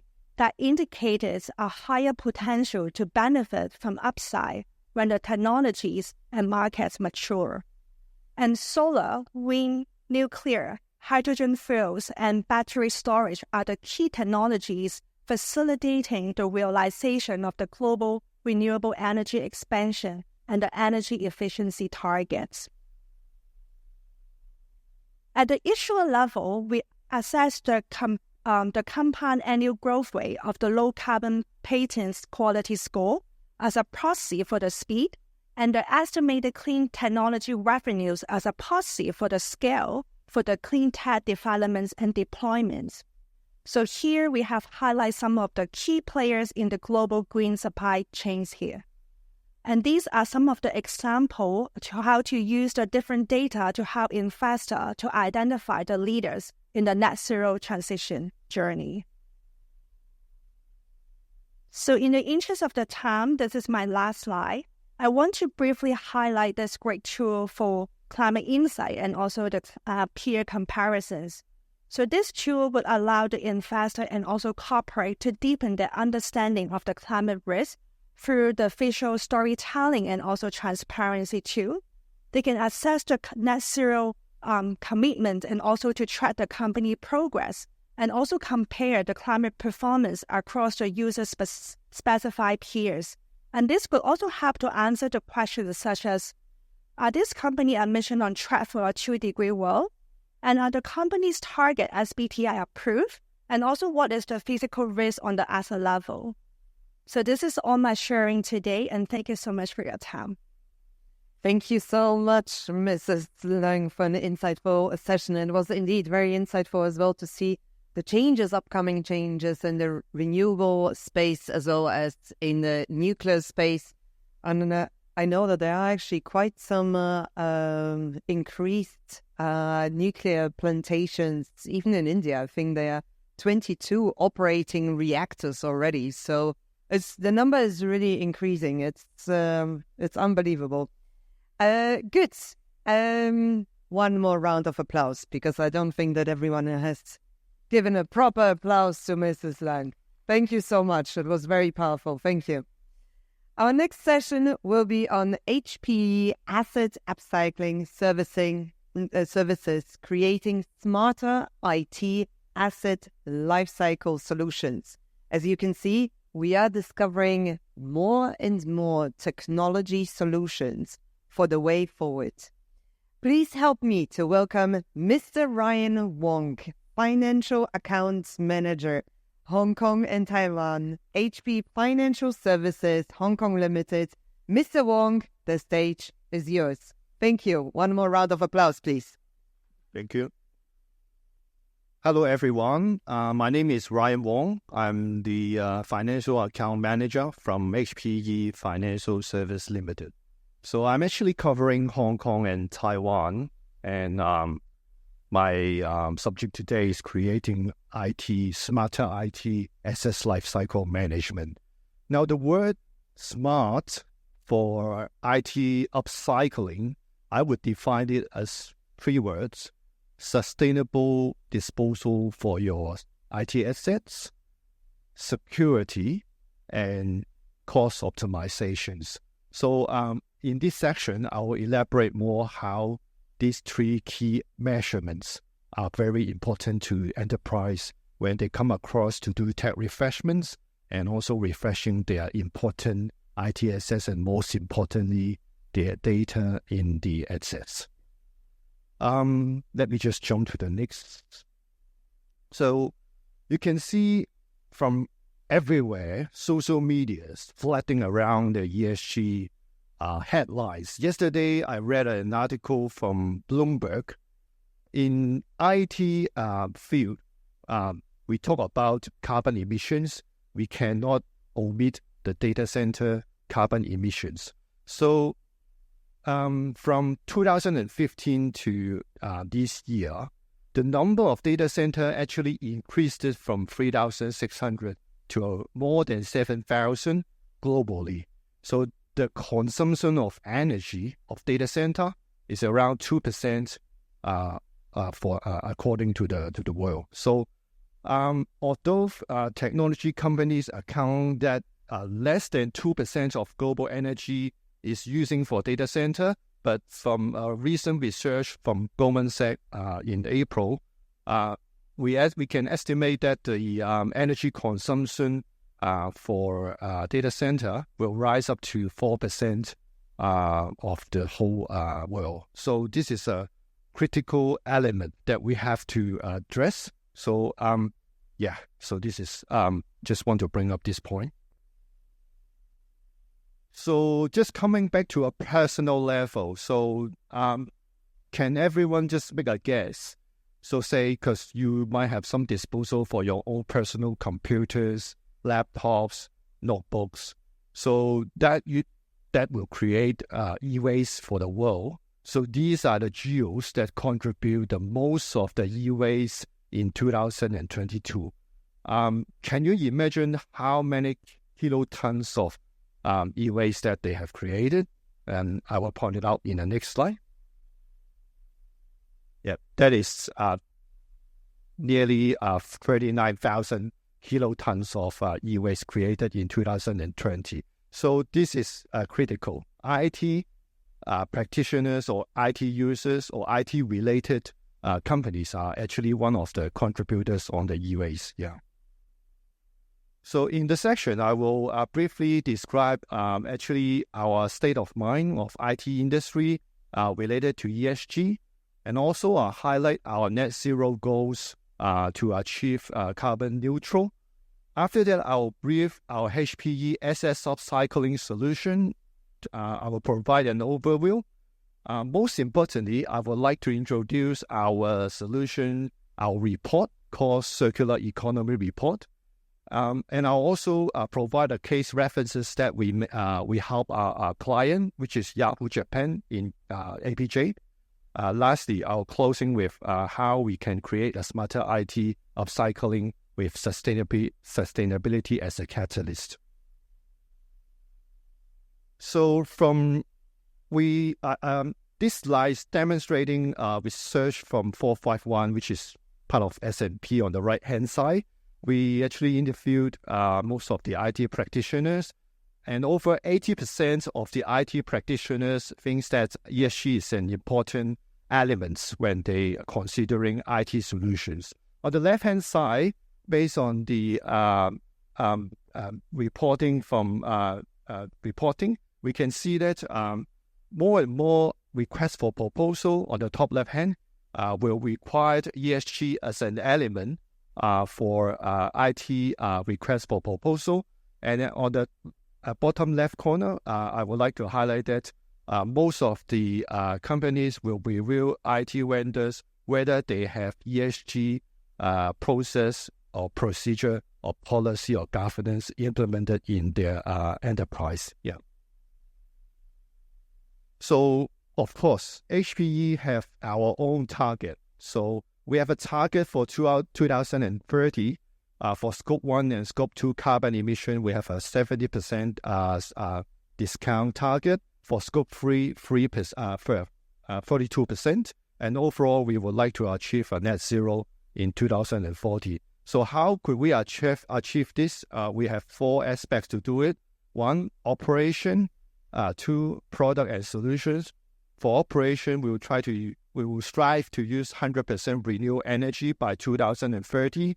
For product and solutions, we are actually providing pay-as-you-go services, cloud, edge-to-cloud solutions, and also solutions that we can provide savings for carbon and logistic.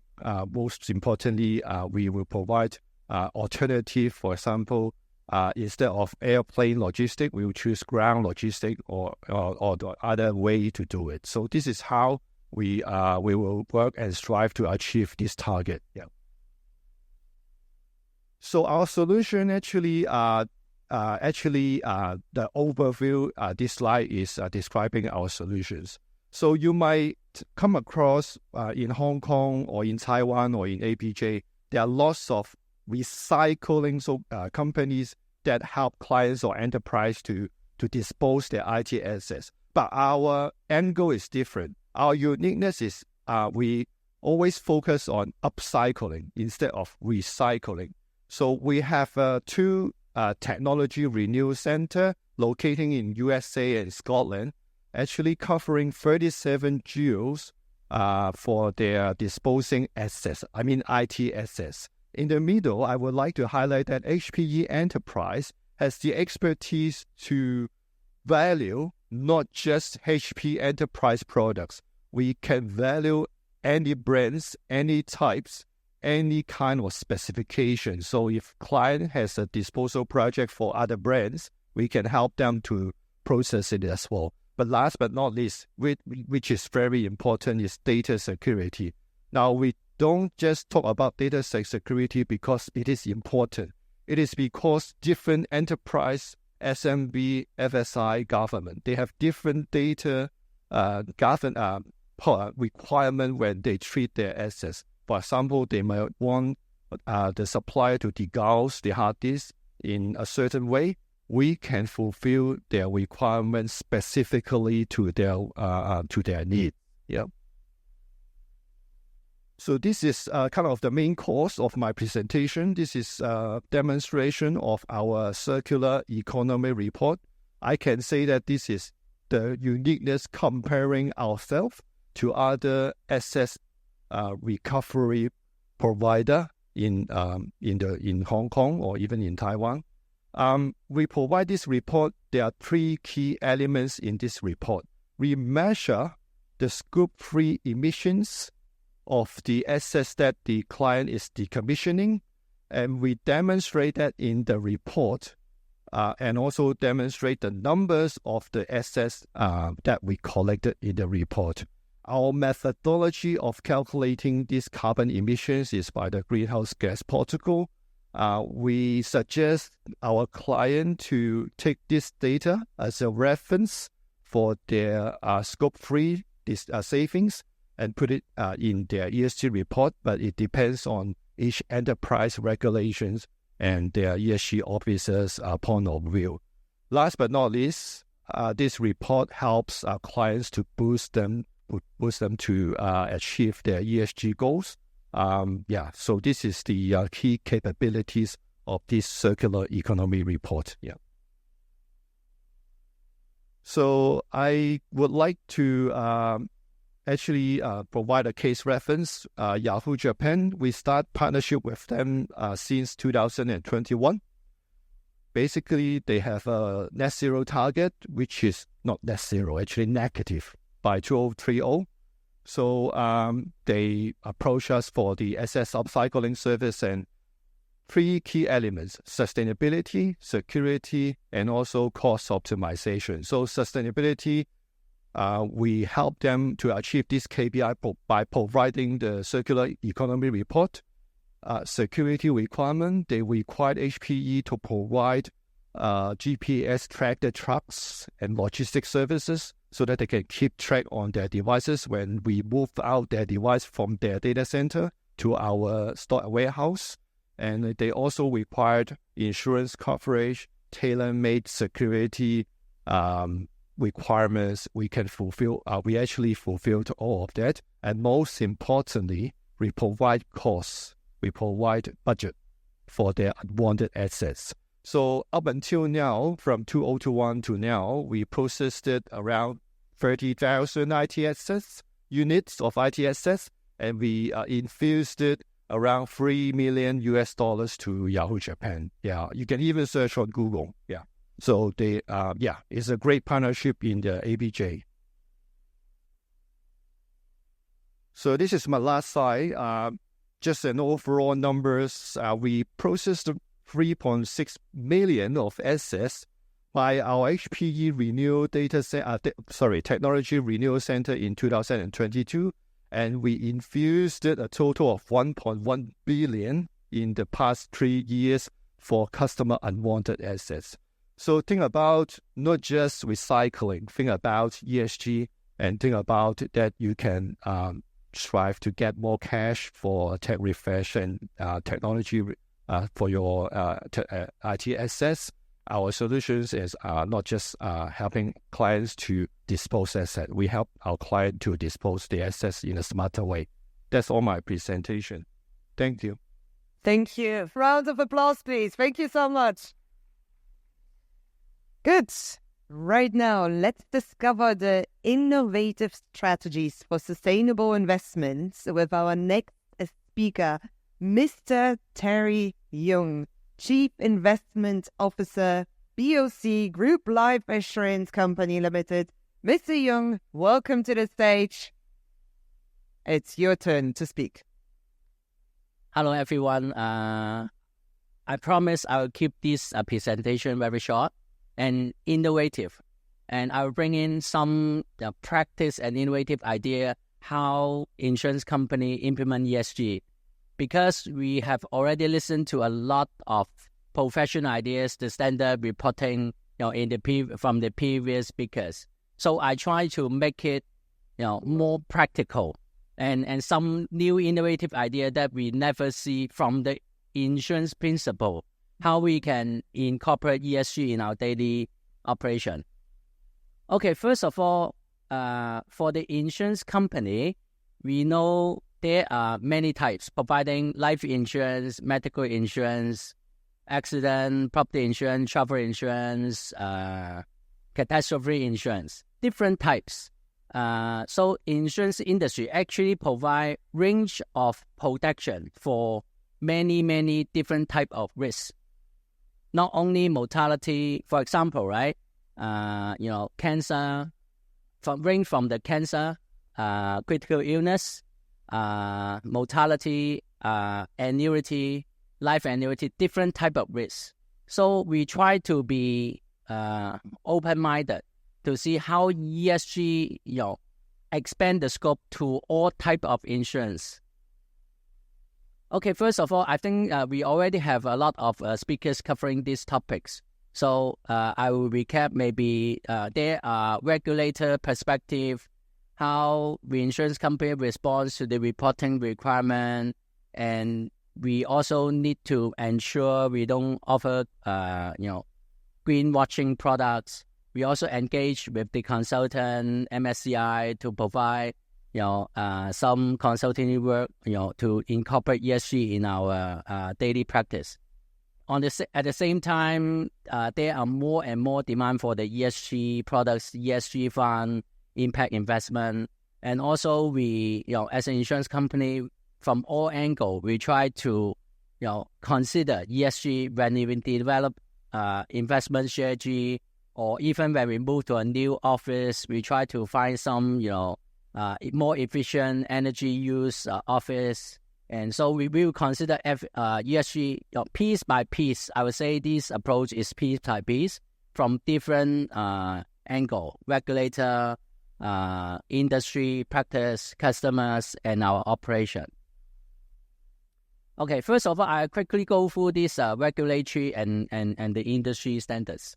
For the regulatory, because I think the quick thing is to avoid greenwashing, because we don't want to use the we don't want to use the ESG as a gimmick to attract customers to buy our products. So there are the regulator, will impose some requirement disclosure around this to make sure we really have, provide the real numbers, and we actually provide the right information to the customers. For example, for the ESG rating of the green bond, or for the use of POSIT, or for our investment, whether for example, some insurance company launch some ESG funds, whether they are real, they can achieve the investment standards. That's more from the reporting perspective to avoid greenwashing. Okay, next is about the industry. I would say this is the industry practice, because the regulator said the big thing to make sure we report the right information. But then, from when we incorporate this, because we listen that there are more than 600 standards of ESG standards. There's no one single unified standards. So we need to work with many, many stakeholders, partners, clients to make sure we work within different standards to integrate ESG into our decision-making process, work with partners, and to help to, for example, PI reporting, to provide the right information, to have the ESG policy framework, everything, just for our own reporting, and to go to the direction, have the right to incorporate ESG in our practice, and then follow the regulation. But then I want to spend more time on this into our daily operation.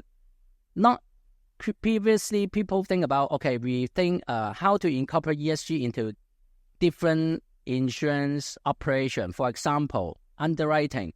We think about these standalone underwriting, whether we can use less paper, whether we can consider more ESG friendly approach of underwriting. For example, I would say for insurance, non-smoker tend to have a lower premium.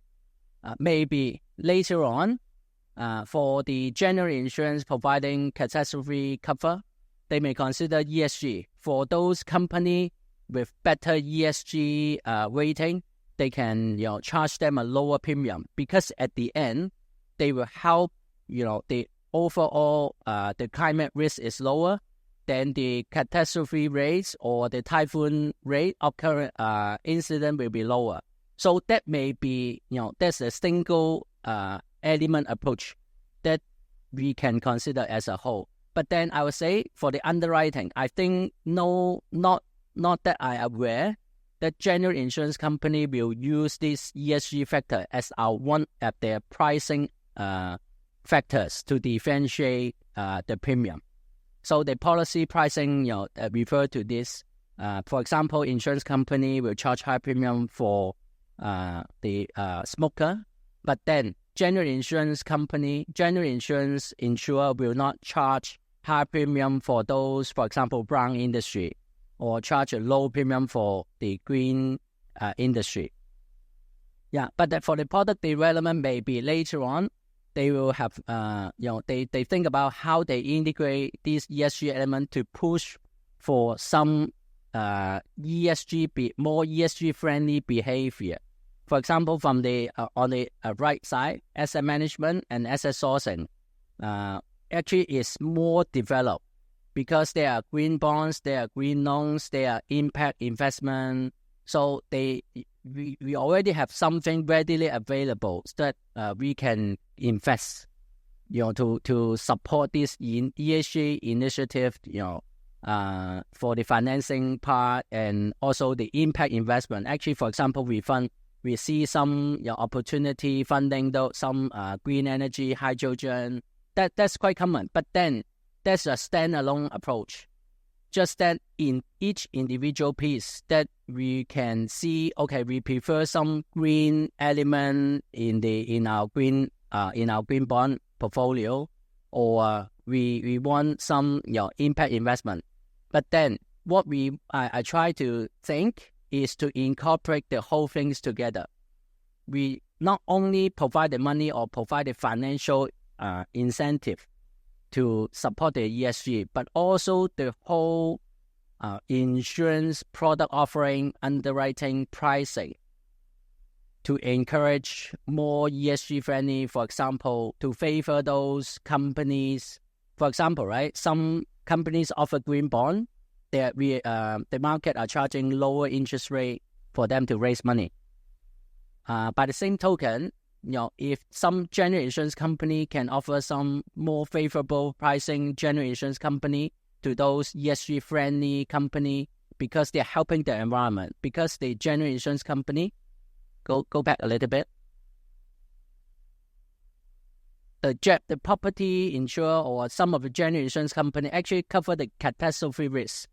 Actually helping the environment will reduce the risk of those catastrophe events. At the end, will help them to lower the incident, will lower the premium. But then we don't see this dynamic happening in the general insurance world.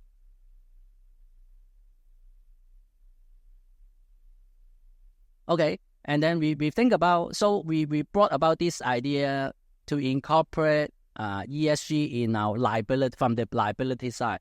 Because so far we just see the ESG actually quite mature in the asset side. We can see a lot of green bonds, whatever, MSCI, Paris Aligned, equity index products. That's quite mature. Maybe there are some, ESG rating, a lot of standards to classify which company have a higher ESG rating. But then to encourage more behavior towards the ESG-friendly environment, for example, we may think how we can incorporate this in the products. Not only for example, I see some company offer some ESG green funds. There's more just from the investment angle. but not at the end encourage those customers, a lot of SME and the customers to provide them incentive from the underwriting point of view, from the product development point of view. Maybe some product but that more related to the general insurance products. Help them develop some products. Maybe later on, the general insurance product company, for example, cover the typhoon risk.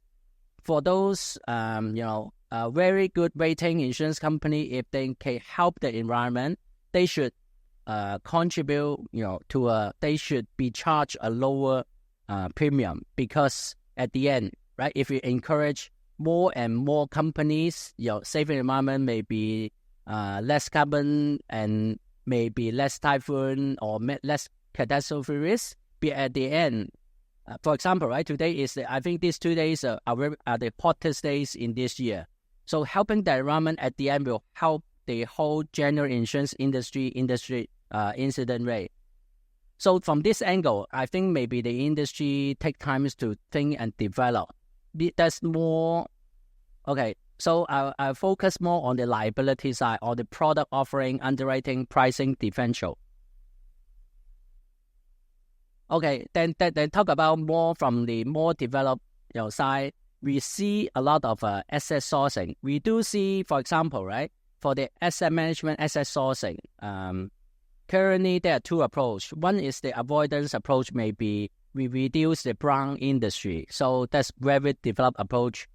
There's a lot of standards. Okay, how to classify those companies are brown industry or green industry.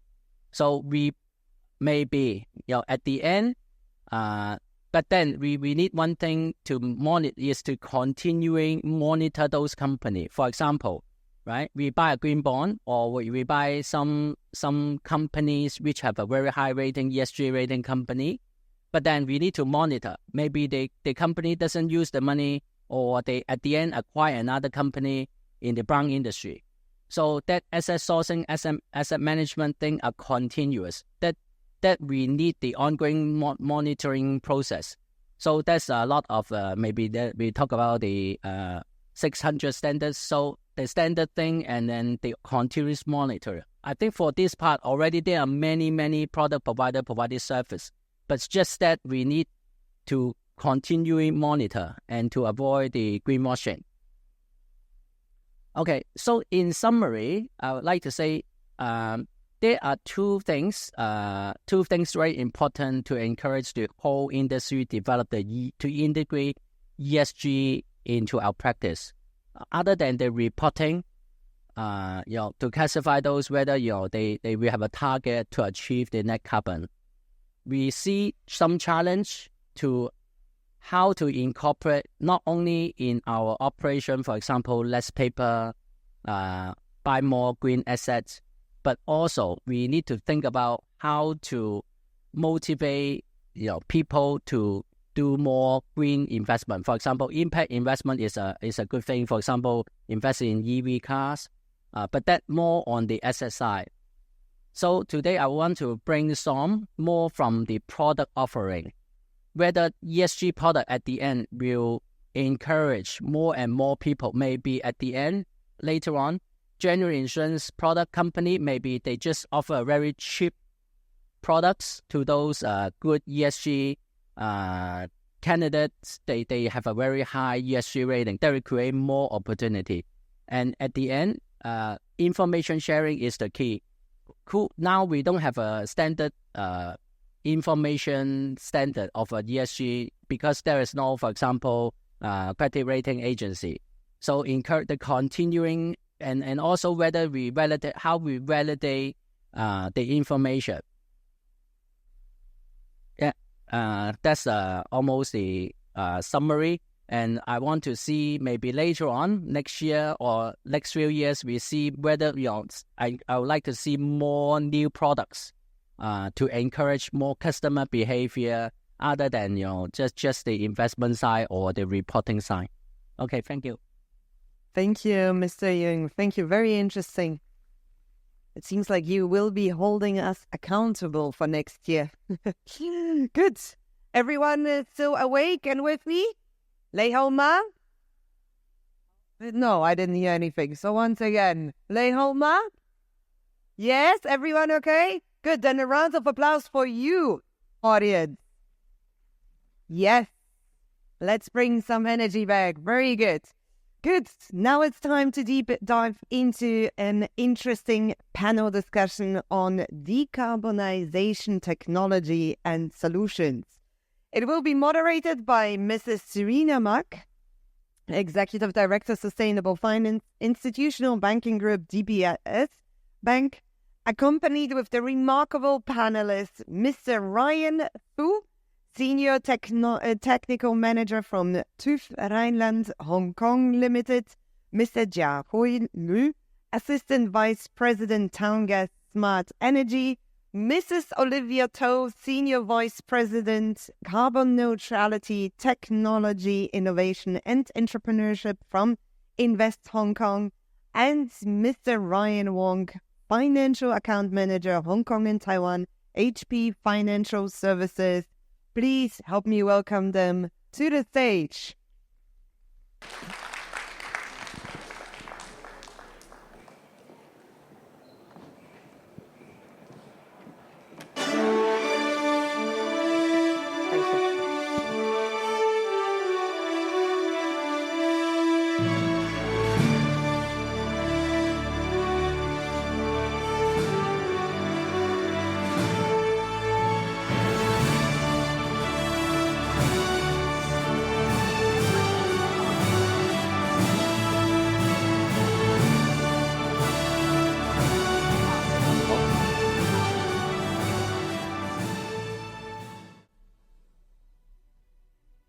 So thank you very much, and thanks for staying here with us for the whole day. And this half an hour is really for me to learn.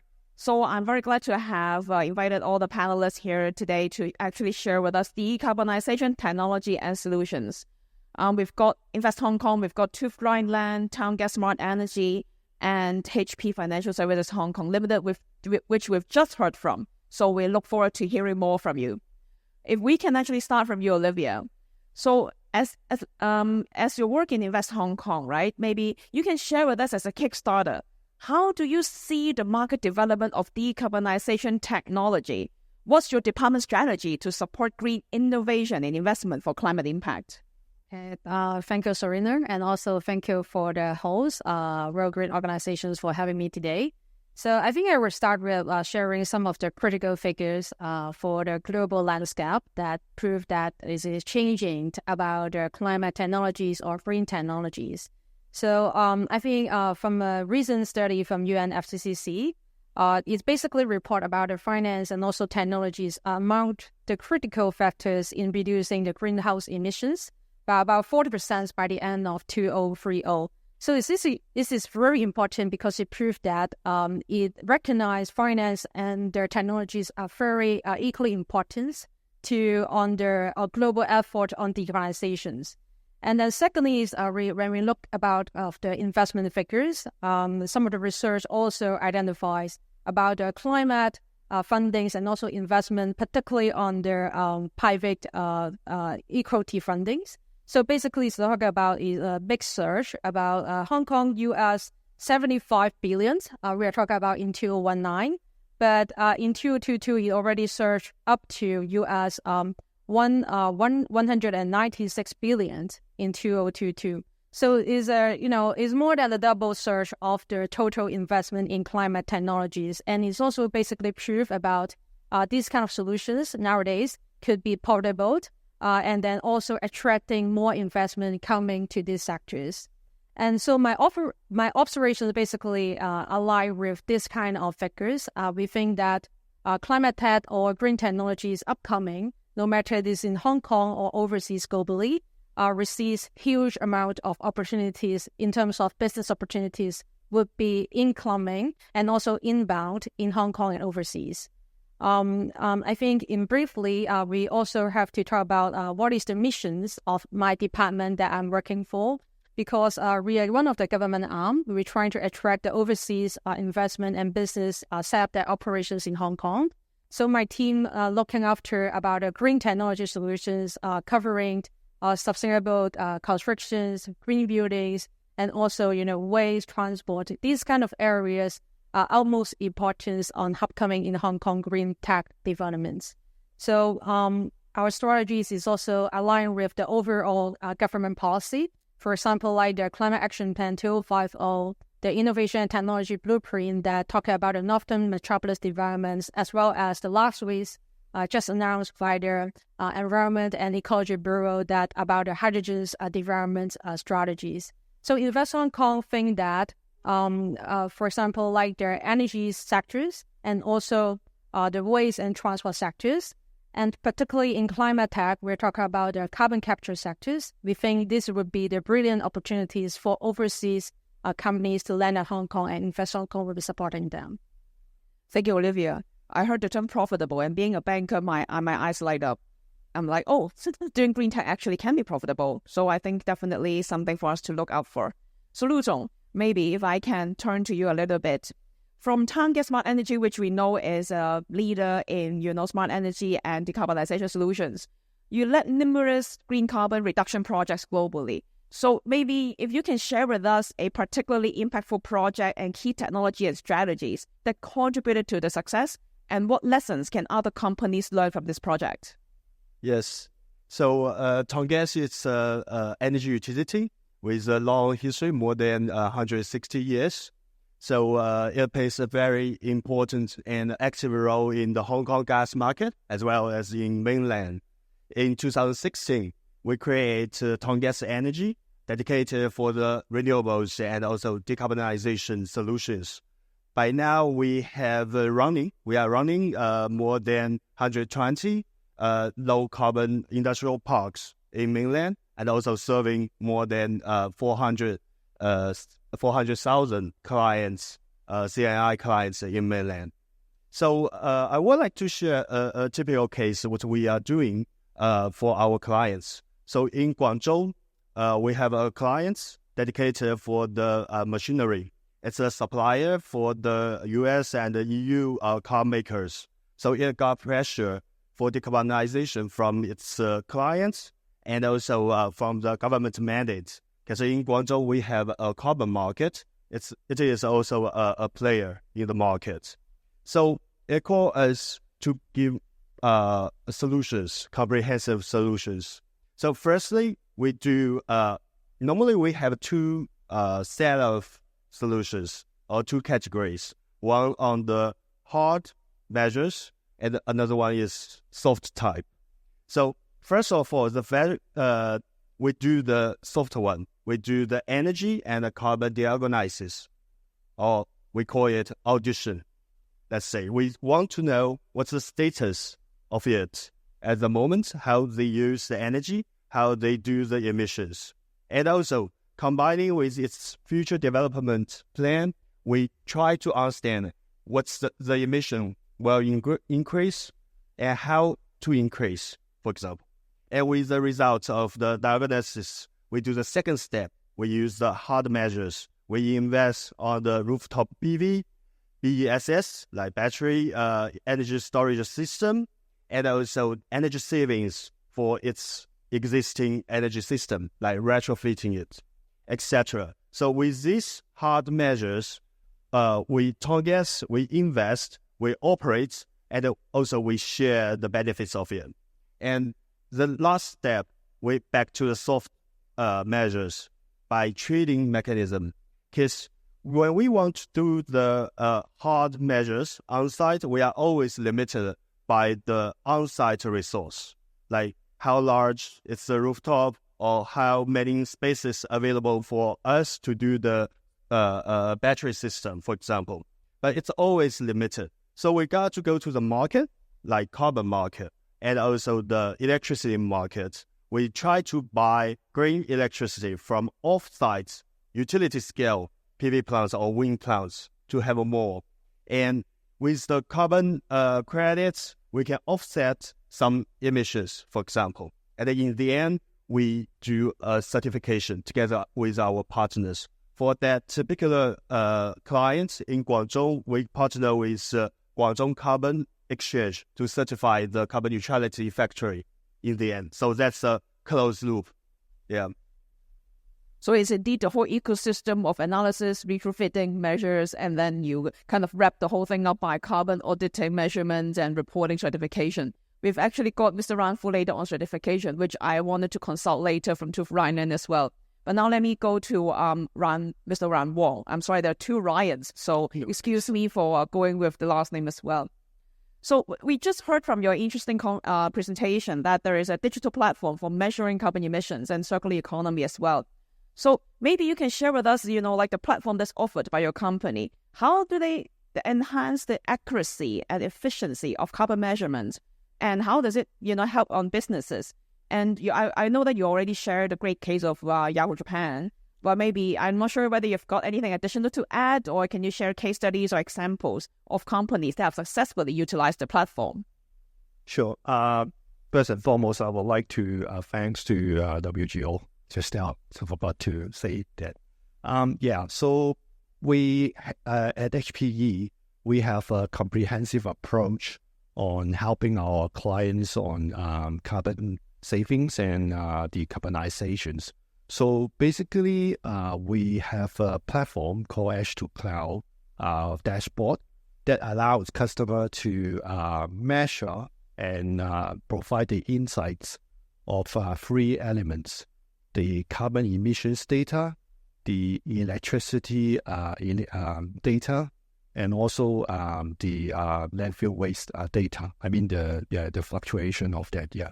So these numbers are very important for IT practitioners to monitor their emissions data of their usage of their data center.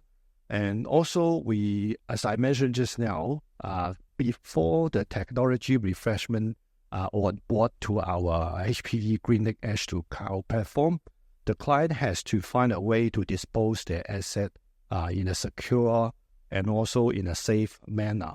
So, practically from my experience in Hong Kong and Taiwan, most of the enterprise clients and SMB clients, they'll look for some recycling partner, or they will do donations, but that might be an intangible data loss risk when your IT assets data leak out to another person.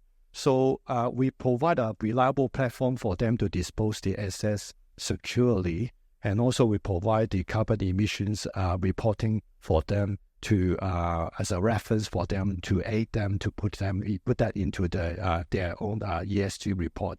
So from my experience is that for those clients that would be interested to these solutions, most of them are manufacturing clients, semi-government clients, and also education sectors. Actually, for Taiwan, it's getting more and more popular now. For information, they have a carbon trading platform launched last year, and also they have got carbon taxation savings if they can demonstrate their carbon data savings. So they are more interested in these solutions, but just that they don't know that there's a vendor that can provide this recycle. Actually, they know that because most of the IT vendors can provide asset recovery services, but they only care about, focus about cost optimization and security. But ESG actually is also important when you dispose the assets. So so besides Yahoo Japan in Hong Kong, most of them are engineers, semi-government sectors, and also FSI. For Taiwan, actually FSI, because most of the FSI joined the carbon trading platform, and also for manufacturing clients, because there are many factories and outlets in Taiwan that making LCD boards, monitors, electrical compliance appliances. So so those are my my current references right now. Yeah. So actually scale that counts, where they need a lot of services, where they, we can come to you. One thing you mentioned was quite interesting about carbon trading, which I do wanted to come back to a little bit later, because that is related to decarb technology as well. But maybe Mr. Ran Fu, if I can kind of come to you as well. Lu Zhong earlier talked about certification, so maybe I can seek your advice as well. As a senior technical manager at Tooth Rhineland, How does your organization provide third-party certification and assurance for companies in areas such as decarbonization, recycled content, zero waste reduction in emissions?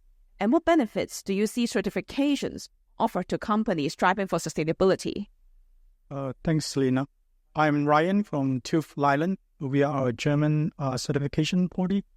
For the questions that Lena asked, basically, beside the standard ISO system certifications, we help a lot of brands and retailers to mitigate their environmental risks and also social compliance. So what we do is we can tailor-make or develop some sector-specific programs to help these suppliers and also manufacturers to reduce their carbon. Like for example, in garment and textiles industries, they are very different from listed companies' requirements or the exchange requirements. Instead of asking them to issue a ESG report, most of the brands and retailers, they have no trust on these suppliers. They wouldn't ask them to issue ESG report. Instead, they will send them checklists or questionnaires, ask them to fill up these self-assessments. So what we do is we will step in to help them to verify the data that these suppliers fill in. So like in textiles and garment industry, they have this very popular called FEM, factory environmental module, which require the factory fill in every year.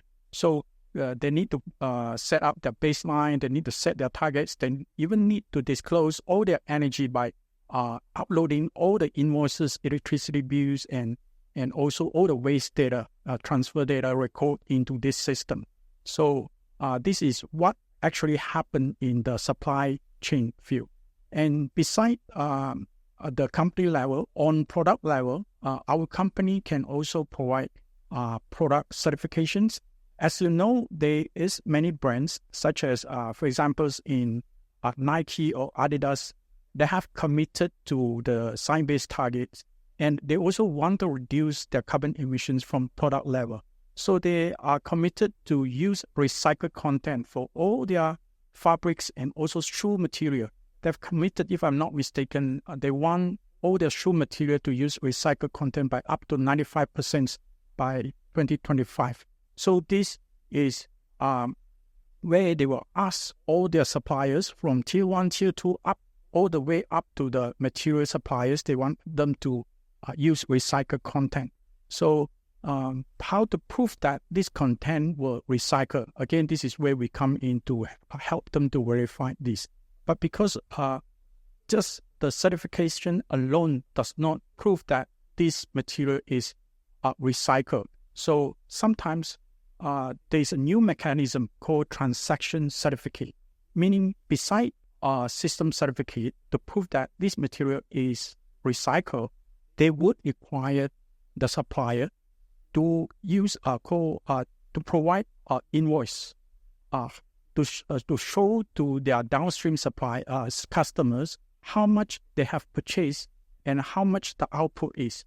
So every time they have an output of this recycled content shoes, they need to obtain a transaction certificate to prove that they have purchased the recycled content to produce these shoes and then ship out to the customers, so that they have an input and output instead of just relying on one certification. Besides this, we also have a lot of brands and retailers that have committed to this science-based target. They have committed to net zero, the near-term, long-term target, and many of these emissions, they have this scope 3 emissions. The scope 3 emissions is the other indirect emissions where they require to collect all their value chains emissions. We have suppliers come back to us. They say, well, we receive email, our customer complaint. They say they no longer certify the supplier, just provide business travel data.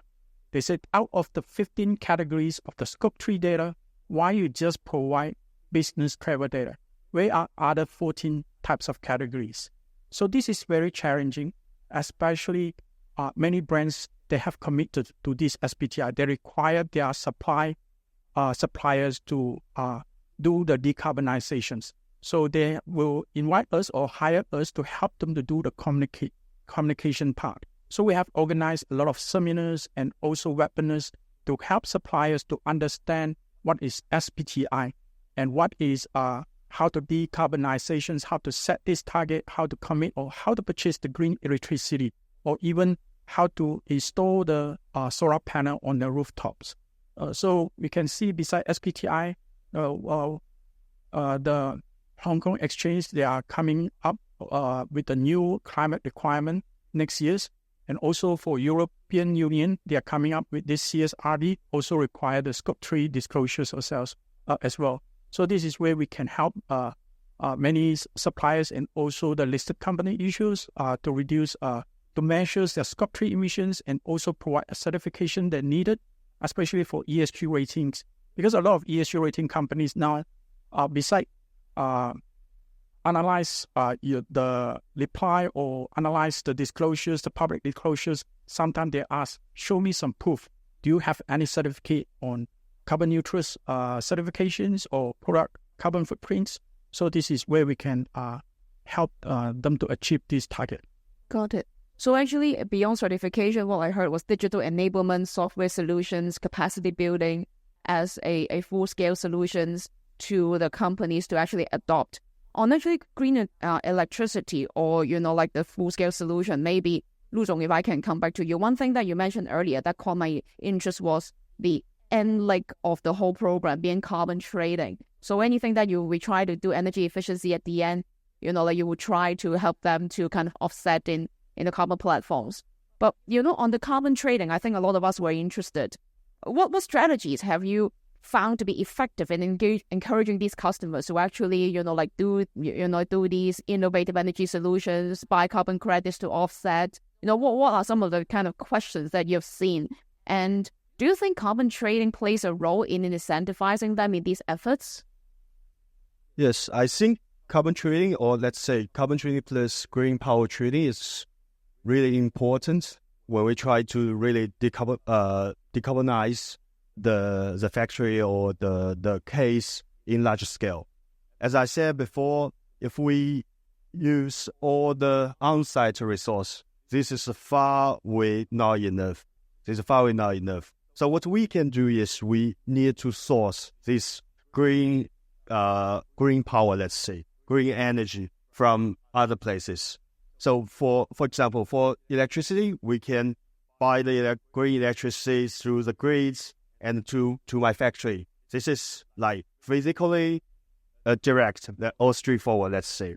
But for carbon thing, we got to see it's different, another type of thing. If I want to offset my emission, I need a market to know what type of carbon credits I can buy and where are they from, whether it's avoidance or the reducing type, etc. So with this trading thing, I see a market, I minimize the gap geographically and also the information mismatch. And also I can see the price very transparent. So this is, I think, most important value in that.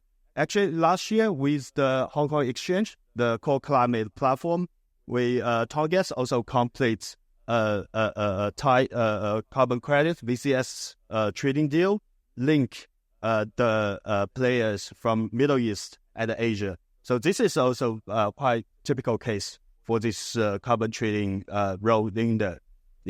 Understood. So actually just now in another panel, somebody was mentioning about the project validity and the fact that maybe blockchain or new technology can actually help to validate these type of credits to increase their credibility. So I think what you're mentioning is also similar where, there's a standard platform and if you trade on it, then it adds a little bit of transparency to the price discovery. So maybe Ron Wong. Yeah. One thing you mentioned earlier about edge to cloud solutions. Yep. Right? I think it will be good to kind of take the opportunity to introduce a little bit more to the audience about what edge to cloud solutions are, because after all, we're talking about technology solutions, yeah?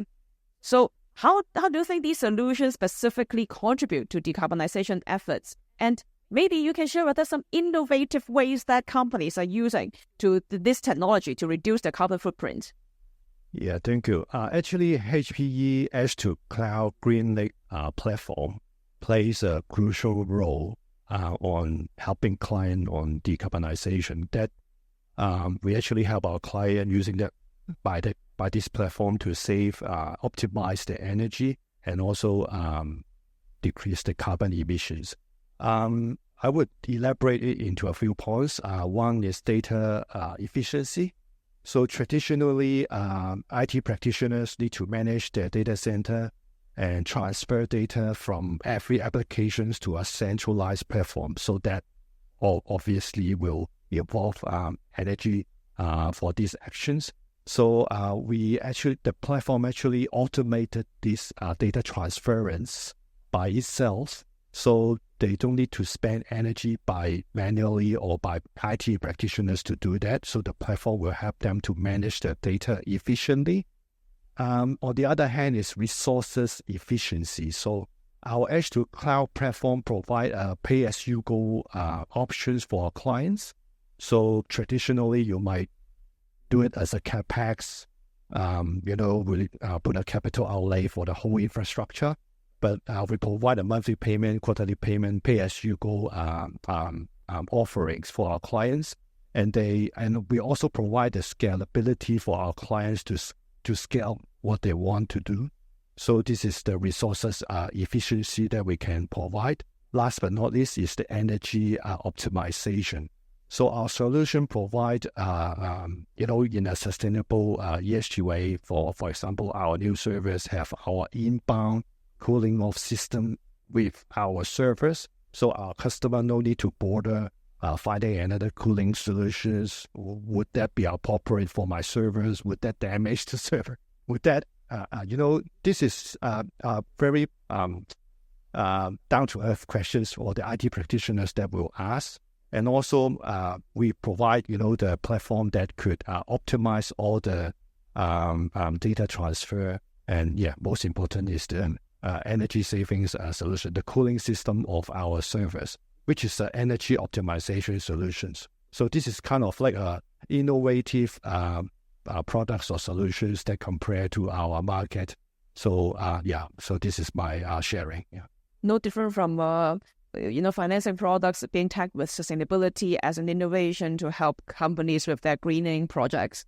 But one thing that I do wanted to kind of go back to Mr. Ryan for, if you don't mind, is we spoke a little bit about technology solutions, carbon management systems. I'm sure there's a couple booths out there that talks about this as well. But given your familiarity with the various carbon footprint data management software, I'm sure the audience agree with me there are a lot out there. So what are some of the key challenges companies face when they implement these systems, you think? Okay, thanks, Selena. Yeah, I have managed to sell ESG software to Hong Kong Electric's MTR and CLP back in 2011. But I have difficulty to sell this software to mainland China. One of the few reasons is first is the selling mode. A lot of the customers they are not comfortable with software as a service.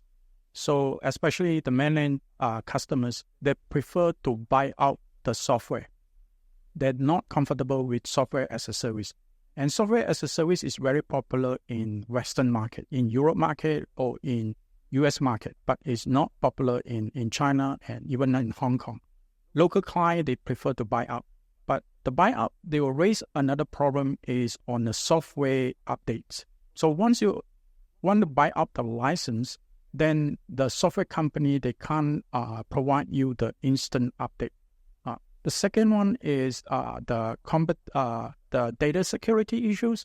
Many customers, they have concerns on this greenhouse gas data or the energy data. If they know that this data will hosted outside of the mainland, they will have concerns, and they prefer that this software, this data will hosted in local in China. The third one is also on the browser compatibility, because many of these software are running under using the latest web browsers like the Chrome or the IE or the Edge. but we have customers, they're still using localized web browsers, which have difficulty to load these applications.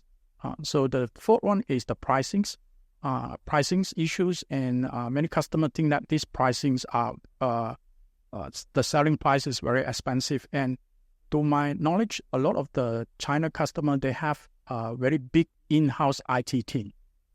They can develop themselves if after they're looking at the demo. So here are some of the challenge.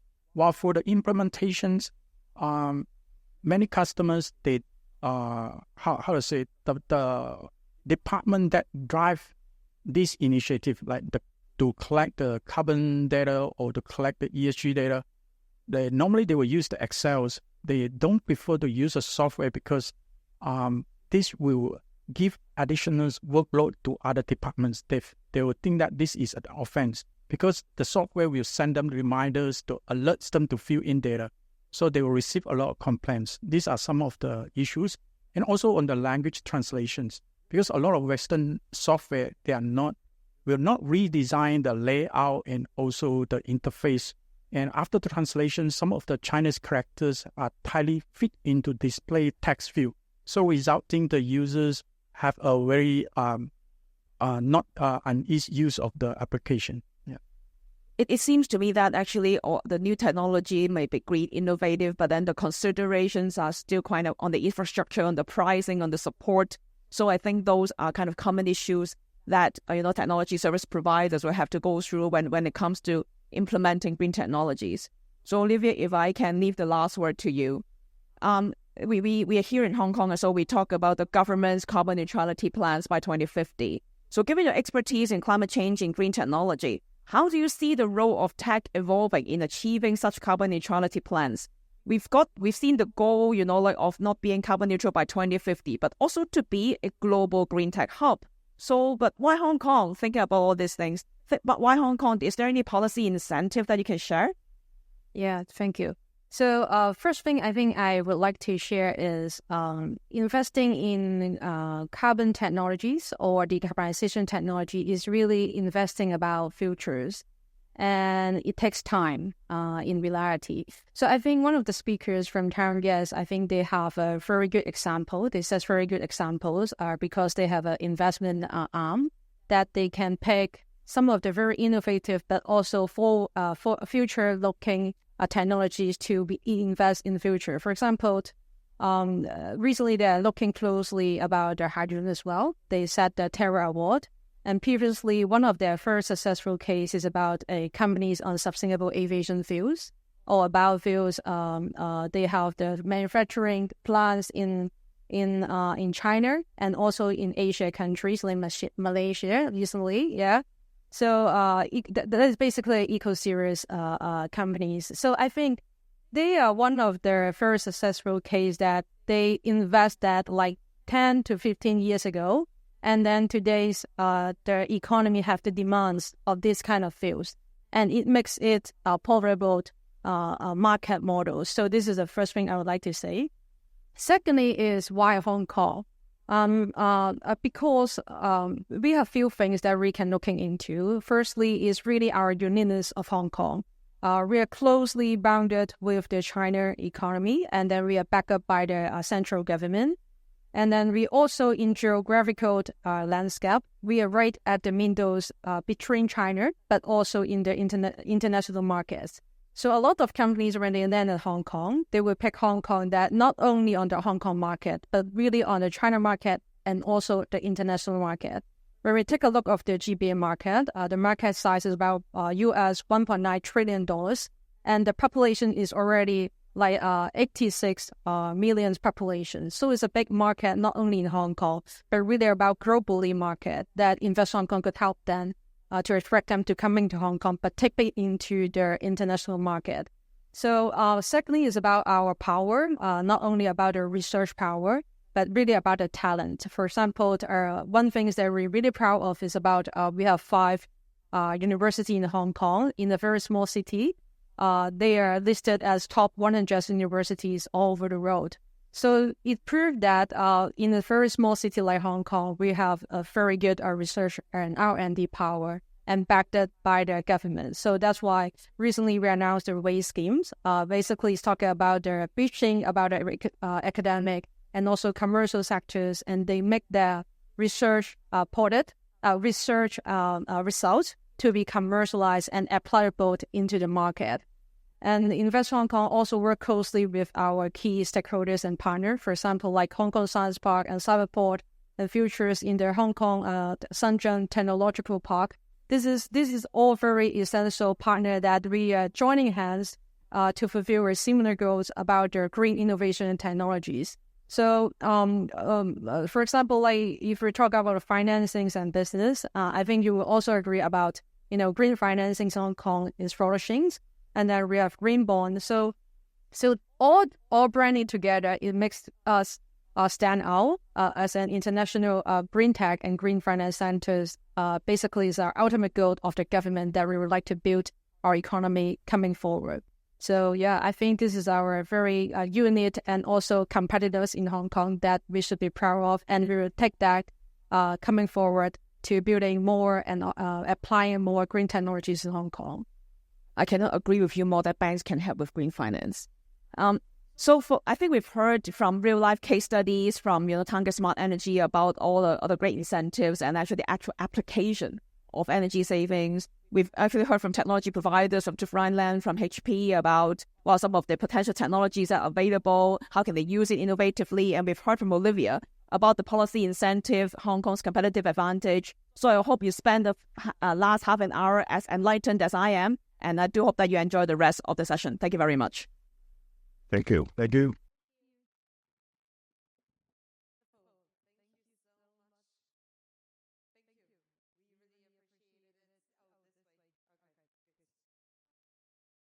Thank you for the insightful discussion and the panel. I think that everyone really enjoyed it. Now, to keep you all awake, one important question for everyone. Who wants to see the change in Hong Kong and to become a more sustainable green citizen? Who wants that? Oh, nobody? No, I can't see your hand, sir. I can't. So, who wants to be a better Hong Kong citizen and a green citizen? Who wants this? Okay, perfect. Thank you so much. Sam, I appreciate you want to be part of it as well. Great, well done. So, for everyone who didn't know about it, there is a really cool booth, actually. You have to check it out. It's the Hong Kong Green Campaign booth, where you can actually register for a green citizenship. So you make a pledge, basically, to become a better citizen. So now, for all these people that put their hands up, I'm going to see you there. I want to check it out, huh? Okay, good. Without any further ado, thank you so much. I'm excited to announce right now our next session that will be on the product footprint and life cycle assessments. And with this, please help me welcome the co-founder of Carbon Pass Group, Mr. Draco Joe, to the stage back, because you've been here already before, so you know the way. Please help me. A round of applause. The stage is yours. Hello, everyone. Thanks for having me again. I know it's a little bit over time right now, so I'll speed up and try to finish in 10 minutes. So let me start to introduce Carbon Pass again. In very short words, we are a carbon neutrality service provider in Hong China, and we are providing services to cross-border and brands, factories, brand owners, when we are selling products to overseas, to Europe and America, to help them to comply with environmental policies and local regulations. And we are partnering with Amazon Web Services in China, and also we are partnering with Global Focus to bring more out of our service in the mainland China. So I want to talk about China new ESG guideline to give some basic direction information. So China's new ESG guideline are a significant development for business operating in this region. And these guidelines mandate large companies, especially listed companies, to disclose their sustainability performance by 2026. The guidelines are designed to align with international standards such as GRI, IFRS, and also TCFD, to ensure that Chinese companies meet global standards and expectations for ESG reporting. The scope of these disclosures required under these guidelines, which include detailed information about the company's governance structure and practice, and how the company's overall strategy incorporating ESG factors. And the third one is processes for identifying and managing ESG-related risks, and also specific metrics and targets for ESG performance, providing clear qualitative and quantitative benchmarks for stakeholders. In addition to these areas, the guidelines also address China-specific issues such as air pollution and also rural and country prosperity and development. This focus ensures that business in China contribute to addressing critical environment and social challenges within the country. And the goal of this guideline is to standardize ESG reporting and improve the sustainability of information for investors, regulators, and other stakeholders. Then I would like to share 4 key steps for China cross-border companies to achieve ESG.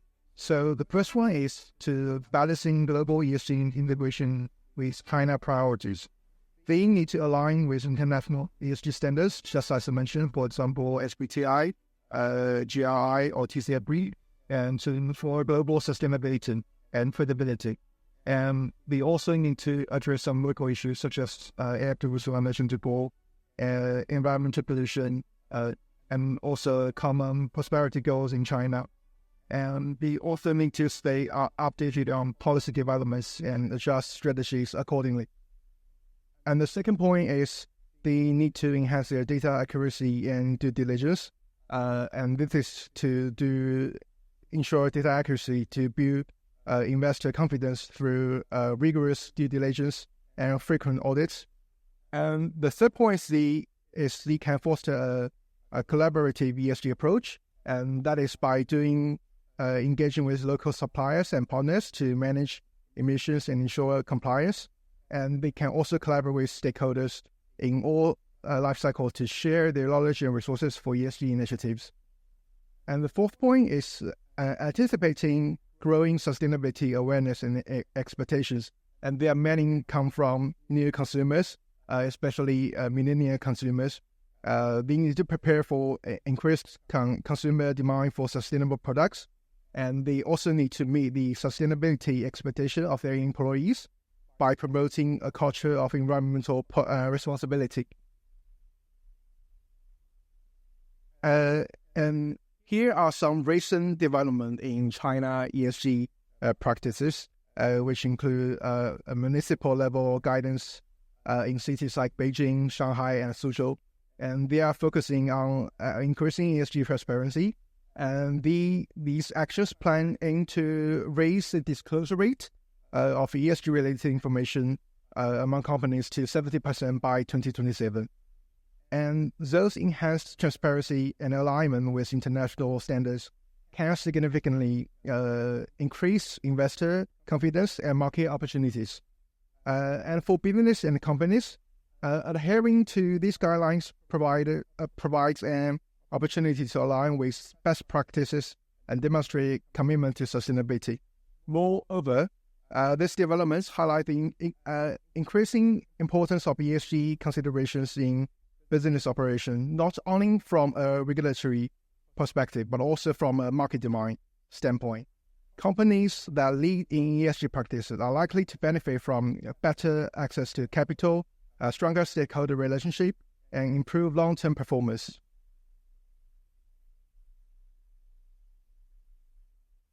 Here I list some challenges for Chinese cross-border companies in these several areas. So the first one is regulatory compliance, and that is because navigating different ESG regulation standards across countries can be very complex and time-consuming. And to ensure consistent reporting standards and adherence to both local and international regulation is very important. And the second point is supply chain management, because I just mentioned before, like they need to manage their ESG performance of their supply chain across different countries and different regions. So through this diverse and global supply chain, which involves addressing environmental and social impacts in every stage of their life cycle, this includes ensuring ethical labor practices and reducing emission and reducing waste. And the third one is consumer expectation, and that is also very important. It is a growing demand for sustainable products and practices from consumers. And balancing sustainability with cost effectiveness in product development is a very key point for business aiming to meet their expectations. So addressing these challenges is critical for maintaining competitiveness and fulfilling ESG commitments. Companies need to develop robust strategies to manage regulatory compliance, optimize supply chain for sustainability, and engage with consumers to build trust and loyalty. And here are some strategic directions for China cross-border enterprise to fulfill the ESG goals. I think the first one is they need to integrate some ESG consideration into their overall business strategy, and they can also foster a culture of sustainability through all the organization and encourage their employee to support ESG initiatives. And the second one is they can use more advanced technologies, just as two panels mentioned, the blockchain or some AI big language model. I think that is all something we can do to improve the ESG performance. And the third one is they need to collaborate and partner with their stakeholders, including governments, NGOs, industry peers, and academic institutions to share knowledge and resources for ESG initiatives. And they also need to do regulatory compliance, and that is because navigate different ESG regulations from different countries is very complex, just as I mentioned before. And the sixth point is they can also do community and social impact education. They can develop programs that positively impact local communities, addressing local issues such as education, health, and economic development, especially in developed countries.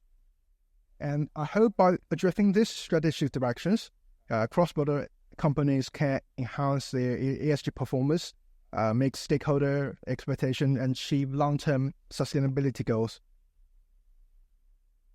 And here's a roadmap for implementing ESG strategies, and which involve short-term, and that is the evaluation of current ESG performance and set initial goals. And for the medium term, and I think that's for more than 5 years, I think regularly update and improve ESG strategy based on feedback and performance is very important. And for long term, I think it's over 10 years. Companies need to ensure lasting positive impact through consistent ESG practice and investing more and more continuous innovation. And at last, I want to share an example from a client from Carbon Pass, Anchor, and I want to show Anchor's sustainability efforts here. If you can see this page, it is a sustainability plan page introduced by Anchor in their official website. And if you can see, they are partnering with some NGO like Oceana to show their efforts in protecting the ocean. And also they have shown their green labels and sustainable manufacturing, show their commitment to environmentally friendly production processes. And also they have shown their comprehensive ESG strategies here by implementing many initiatives that align with sustainability goals. And that is my sharing today of how to approach ESG for Chinese cross-border enterprise, and thanks for your listening. Thank you. Thank you, Mr. Zhou. It was very interesting. Thank you as well for sharing the examples. I really appreciate it. Yeah, thank you. Good. I'm excited to announce our next session on green hydrogen production from proton or anion exchange membrane water electrolysis, delivered by Professor Li Weihong, co-founder and chief scientist of Z. Okay. Yes, please come in, come on the stage. You can give him a round of applause, please. Professor, the stage is yours. Thank you.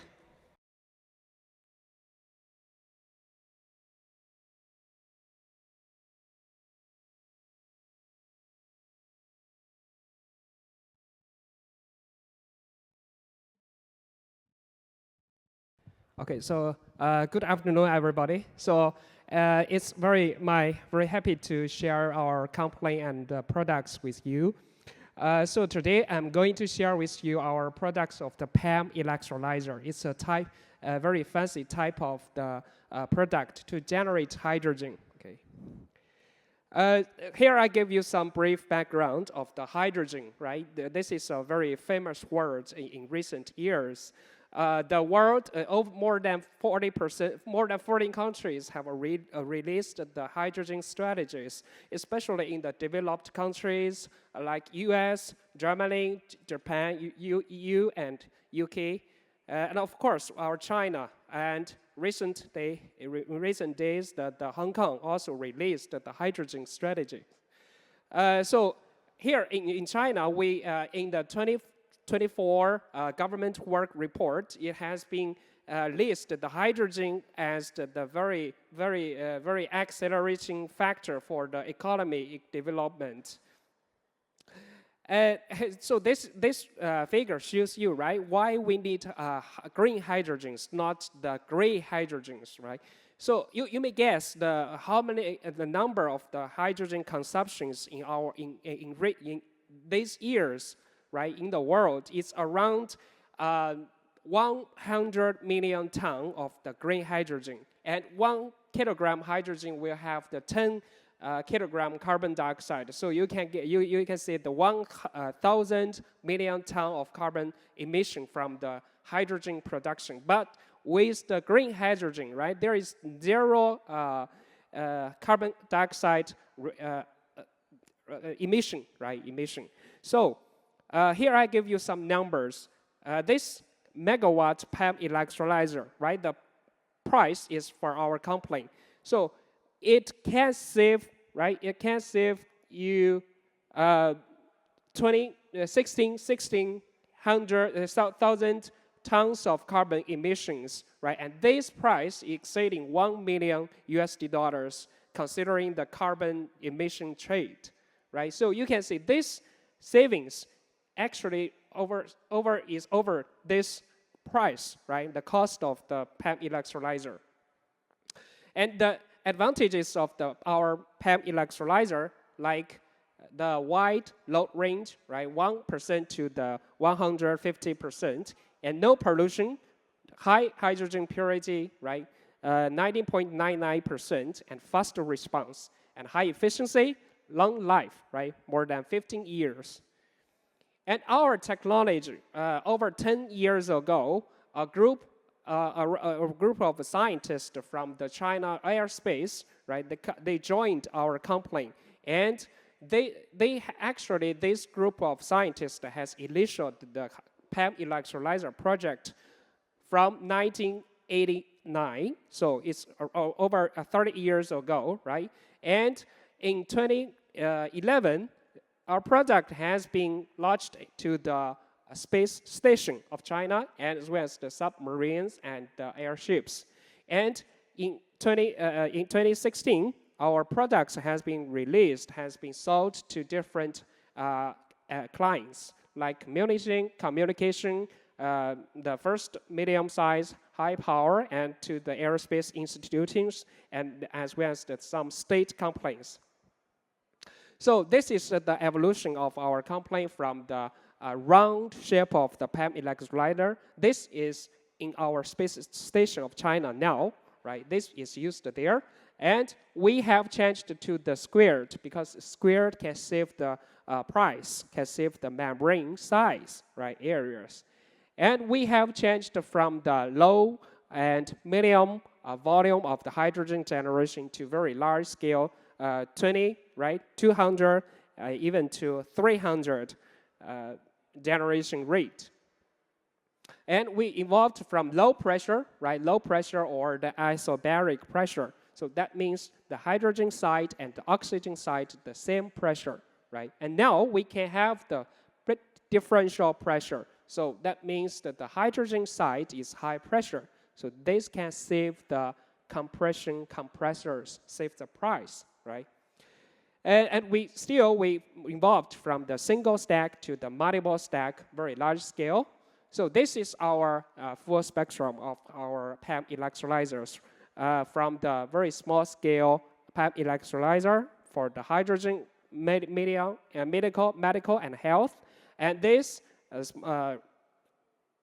small size for the distributed hydrogen production, and this size, medium size for the semiconductors or the biomedicals, and this extremely large for the hydrogen storage and the production, right? And this is the integrated energy station.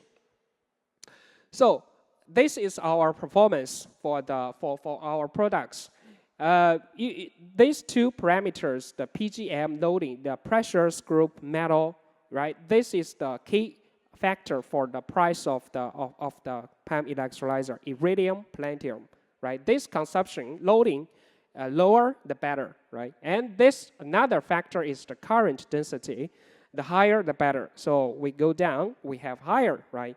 So our company is here, and this is the DOE target in 2026, right?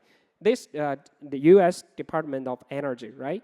And we also these parameters are from the academic community. So we have this. Our researchers have invented so many catalysts, and their performance are all lower than ours, right? And we also compared with the NEL, COMS, and ITM, some foreign companies, that we can still achieve very high parameters, right?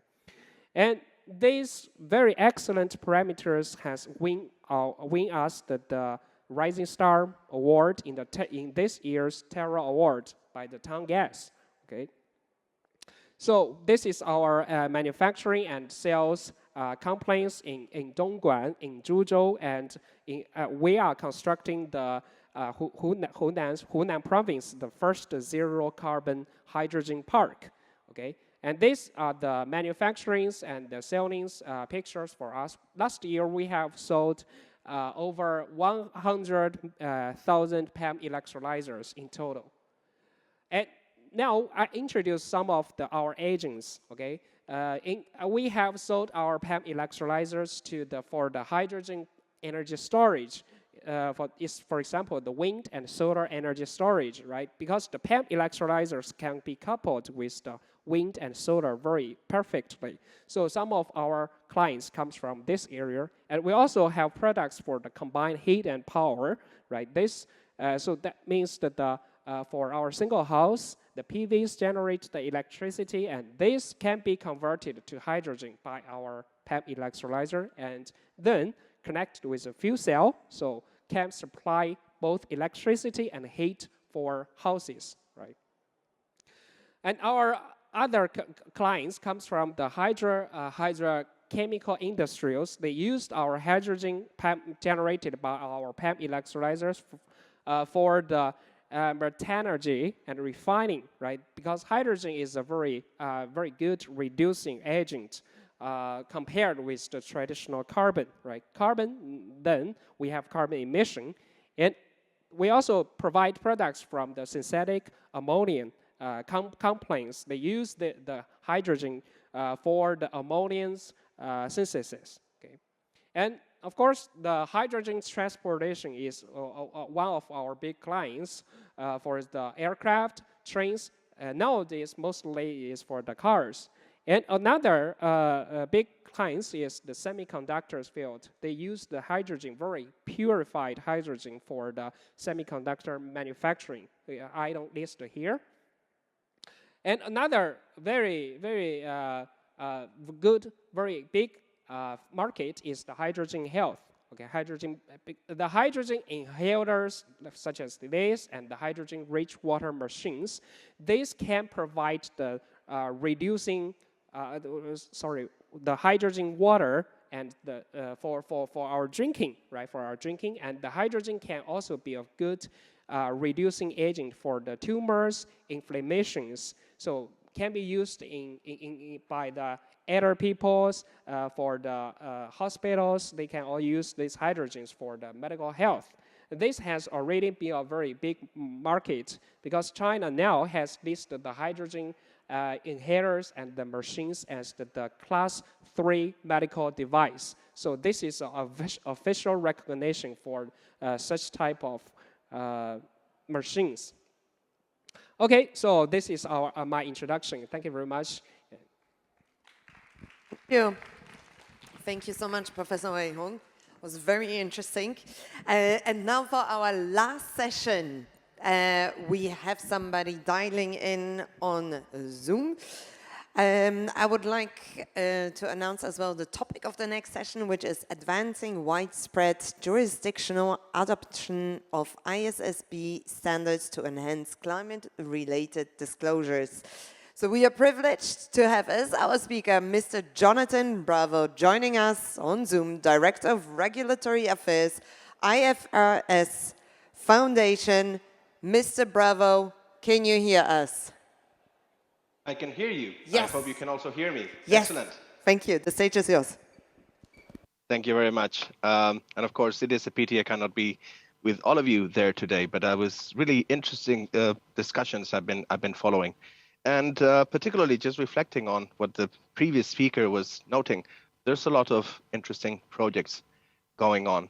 And I think, as many of you will know, the ISSB, the International Sustainability Standards Board, was set up in order to try to come up with a global baseline of climate and sustainability-related disclosures for capital markets, basically to enable companies communicate to investors what are really their business models and how they can actually move along in the sustainability space.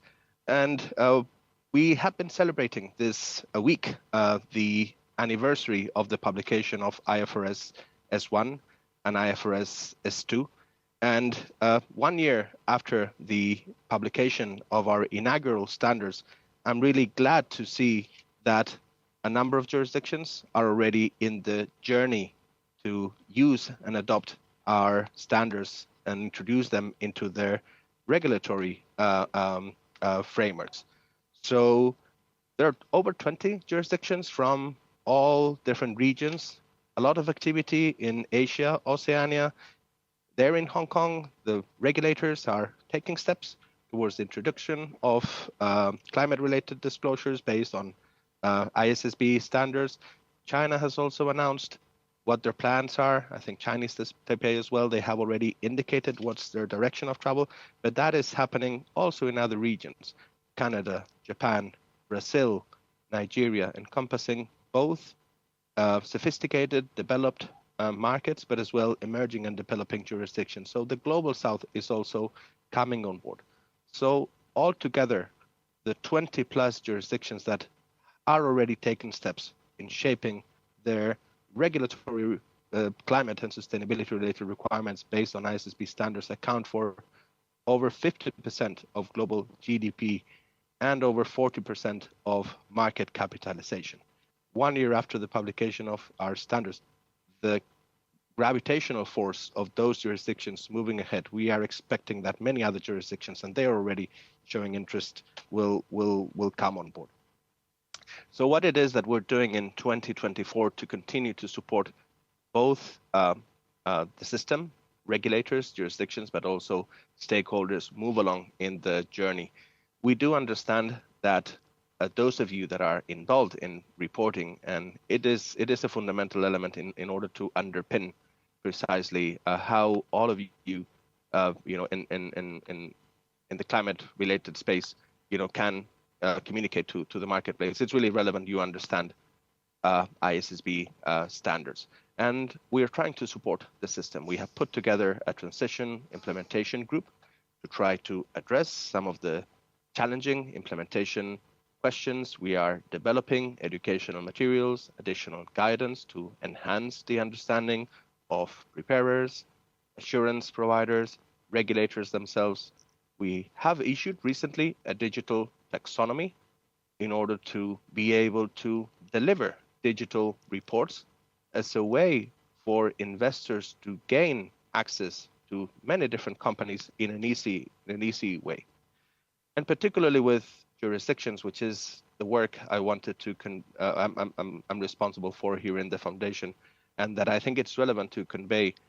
We have put together what we've called a jurisdictional guide to support those different regulators that are keen making decisions in jurisdictions, have a better understanding as to what are the elements they need to take into consideration when developing jurisdictional frameworks, when developing roadmaps for the adoption of ISSB standards. And ultimately, we want to drive global, consistent, and comparable information for capital markets so that investors have the opportunity to compare, assess, price risks and opportunities across industries, across sectors appropriately. So we're also working on trying to provide capacity for those regulators that need a bit of help, a bit of push to get ready. So we have also published what we've called the Regulatory Implementation Program, which is designed to support jurisdictions in the journey. We do understand there's a lot of interest as to how the world is progressing towards the adoption of our standards. So we will be publishing jurisdictional profiles. We're trying to support enhancing the transparency in the marketplace, letting investors know how they can read disclosures coming out from preparers, companies in different jurisdictions. We're trying to inform regulators. I think they're looking to their peers, left and right, what they're doing in order to understand the learnings they can apply to their own circumstances. But of course, we're also looking into the future. So on top of supporting implementation, helping jurisdictions go along with their adoption journeys, we are also looking ahead into what our next future agenda will look like.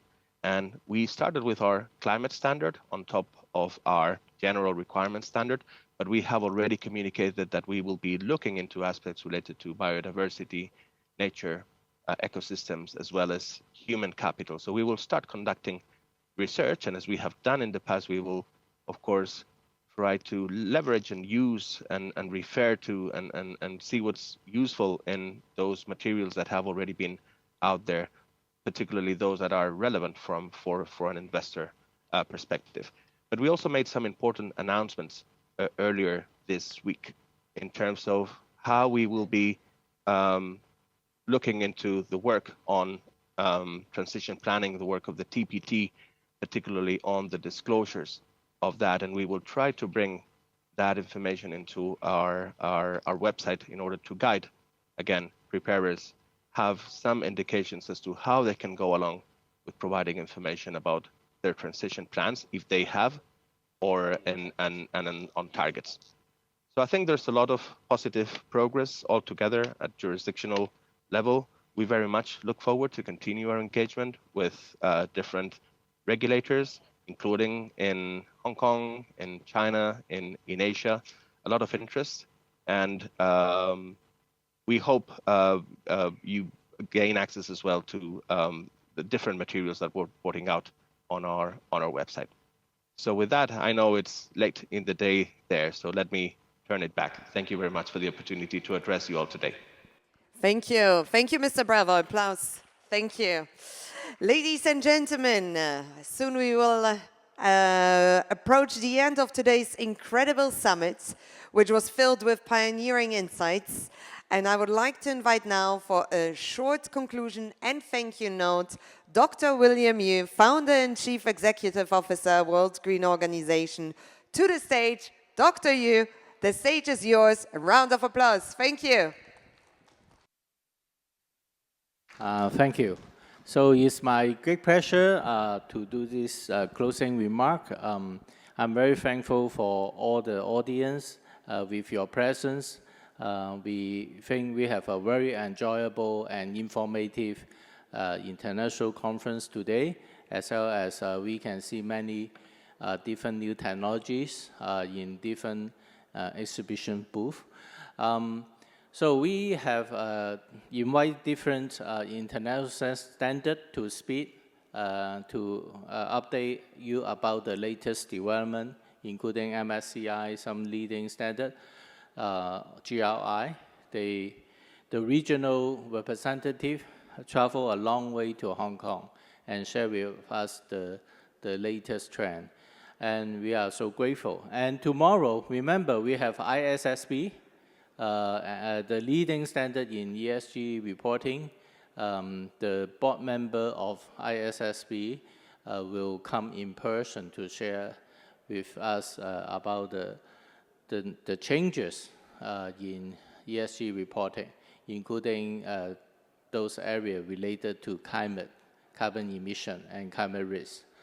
So tomorrow, please join us in the morning, and we will have another heavyweight officiating guest, Joseph Chan, Mr. Joseph Chan, the Undersecretary for the Financial Service and Treasury. So thank you very much for your time. I look forward to seeing you tomorrow. Thank you.